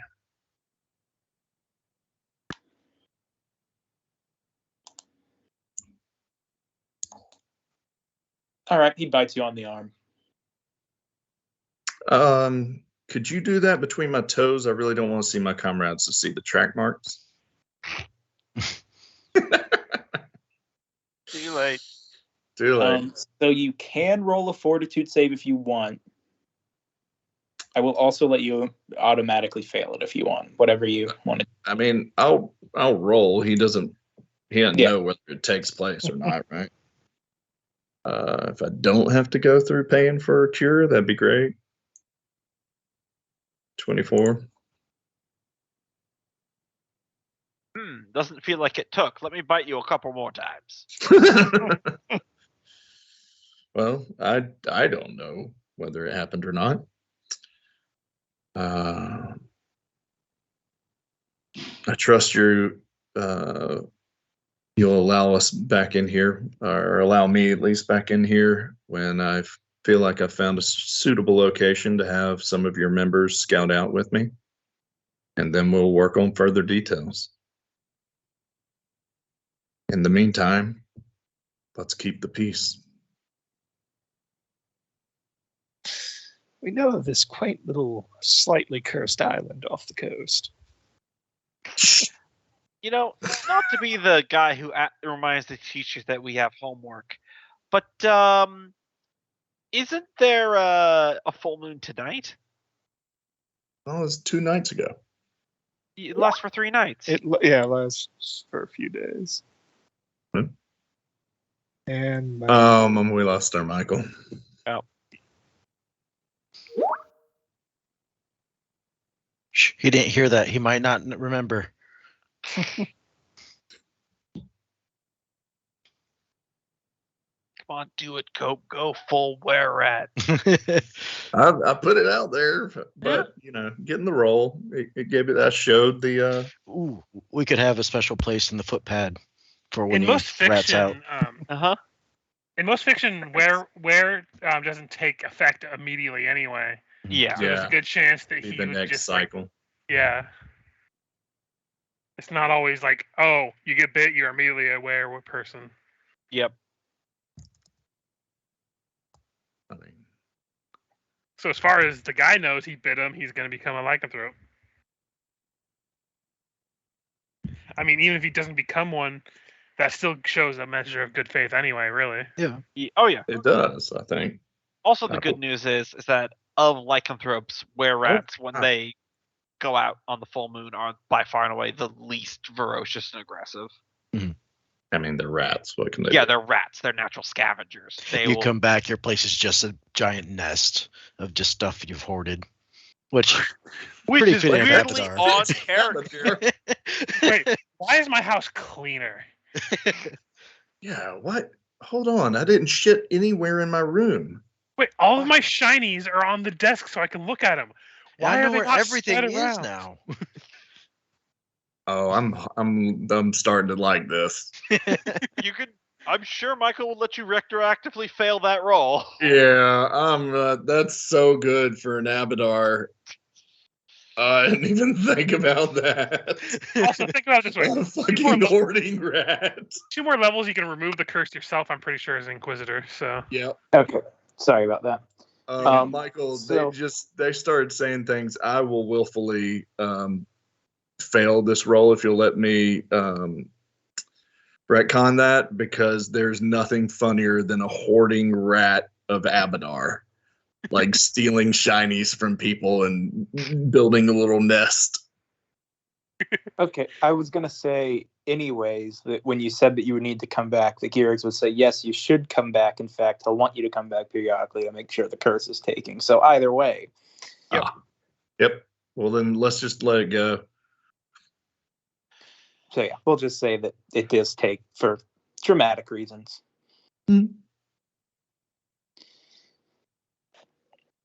Very good. Well, then I assume it won't be until... Weird to you how much it doesn't feel like a curse bite. It just felt like you got bitten by a guy. I'll never remember getting bitten by a guy, but okay. But I mean, you imagine there'd be some cursey feeling to it. Yeah, it's he's not gonna say it out loud, but geez, you guys go through a lot of pity for something that doesn't really hurt that bad. It's a bonus move. Now we gotta find a picture of a dwarven were-rat. Oh god. To AI. Indeed. Well, I will be back. I'll come back in a few days, but I do need to touch base with my team because they're going to be wondering how this is progressing. And as you know, soldiers are hard to hold. I'll remind you, Vic, you haven't solved the problem here today. I expect a solution.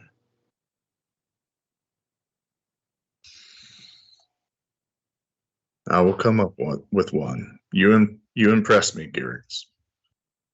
You're an excellent leader.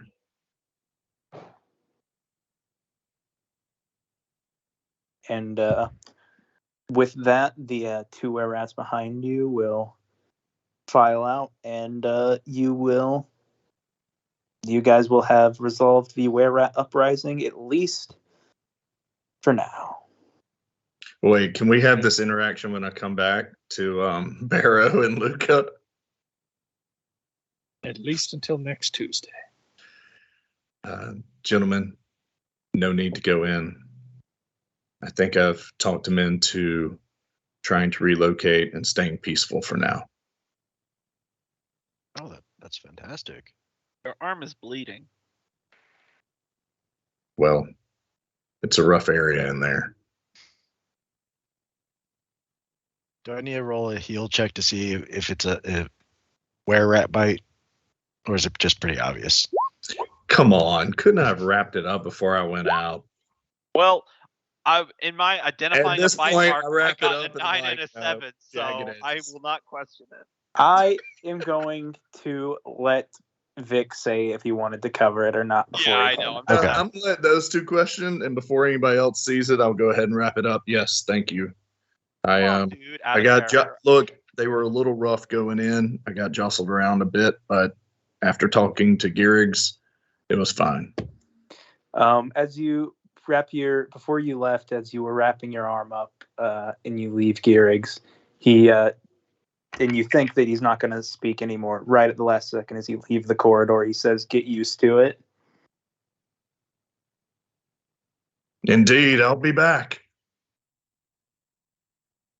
Just identifying that you're covering up the fact that you got bitten. Mm-hmm. If anybody asks, I'm just like, yeah, it smells like rat shit in there. Well, I wonder why. That's good. Should probably clear out of this place as soon as possible. Who knows how late it's getting up top side. It's a full moon tonight. Bound to get antsy. Do you say you would have given Barrow and Marek an opportunity or no to notice the bite? I think he said no. No? Yeah, Okay. I think no. Either And that. Kier, give me a. Wow. It's actually not that bad. It could be worse. It could, like, I can. That's ratty and it's dwarfy. What else can you ask for?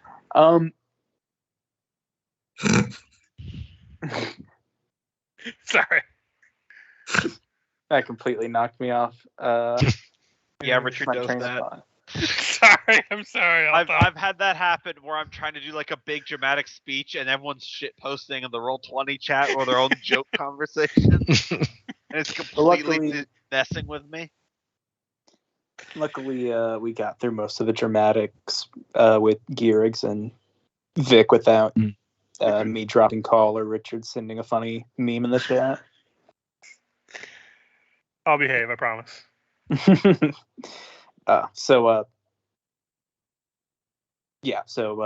where do we leave off? Vic returns with his arm covered, so you guys aren't exactly sure what went on, but he seemingly did manage to talk Gearigs into a solution. Yeah, you're gonna have Kier roll something. Oh yeah, Kier, looking at these rat folk, roll me a perception.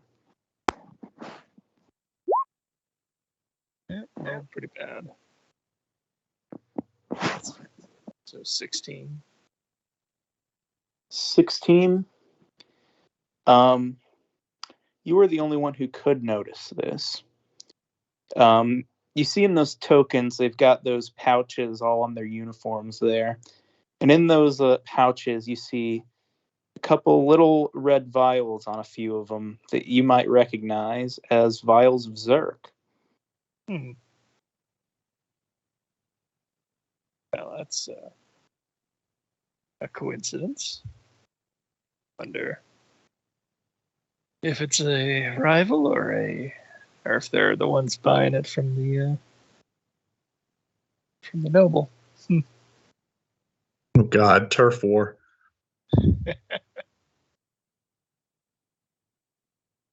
I don't know if I'll follow up on that right now, but might once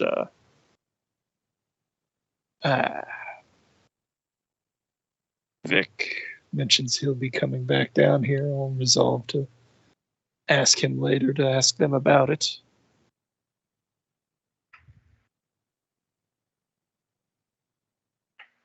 So probably after we're topside and maybe showered. All right, then that sounds like a good place to end it for today because we're getting pretty close to 10. Yep. As everyone leaves, rather satisfied with themselves that just this once everyone lived. Mm-hmm.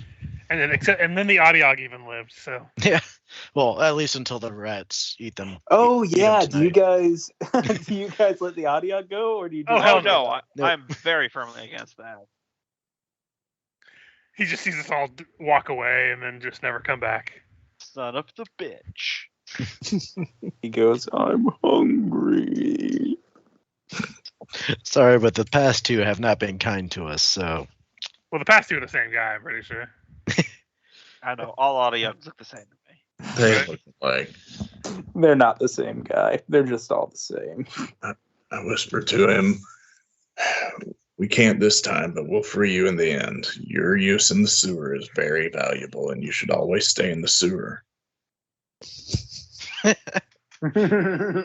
You know they were put down there. We're not letting that thing out. You know they were put down there to eat the were-rat's coat. Well, once I move them out, I can come back and free this guy.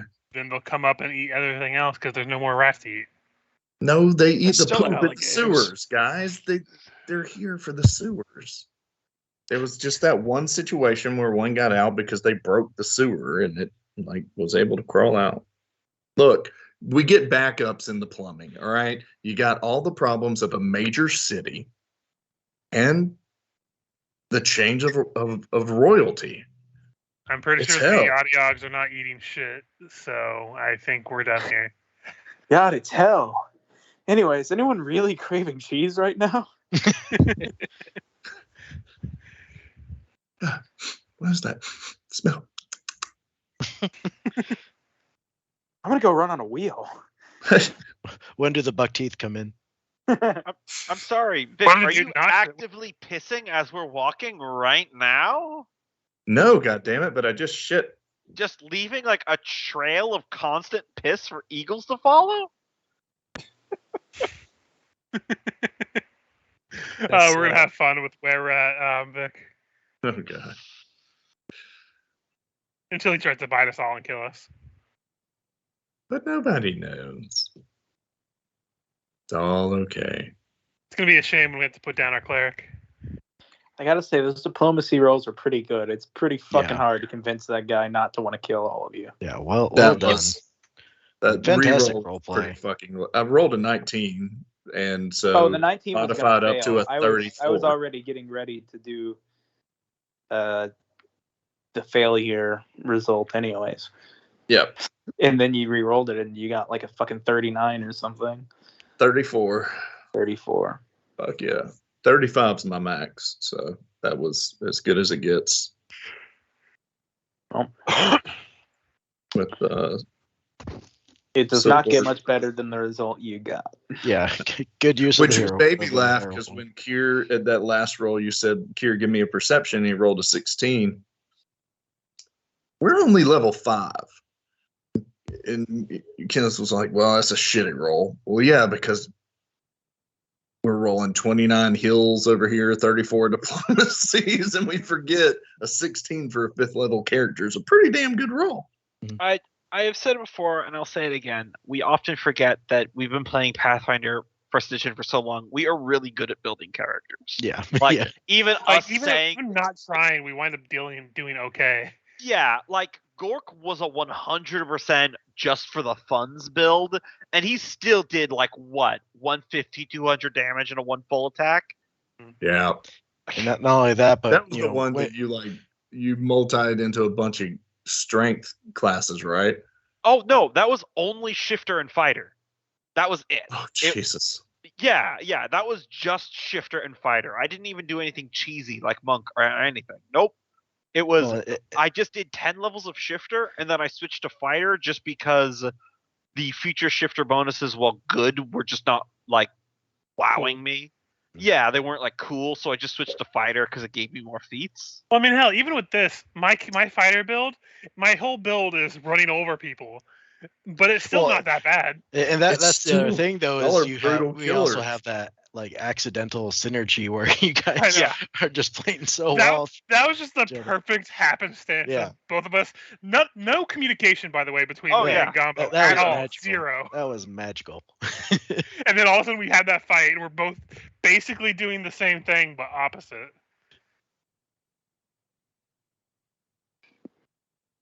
Good times. Oh yeah. Oh, did you say any of us got that hero point for the recap at the start? I think that was just a one time for the session, wasn't it? Oh. I don't know for sure. I'm sorry. I'm trying to remember who ended up doing the recap. I think it was a combination of me and Richard and Loki. I'll go ahead and give you both one then. Oh, thank you. Okay. You guys only rolled this one, chapter had so. a very lean handout for hero points. You guys got what unlucky when you rolled your hero points, so I'm feeling generous. Yay! Because you only rolled one this time for the whole book. Yeah.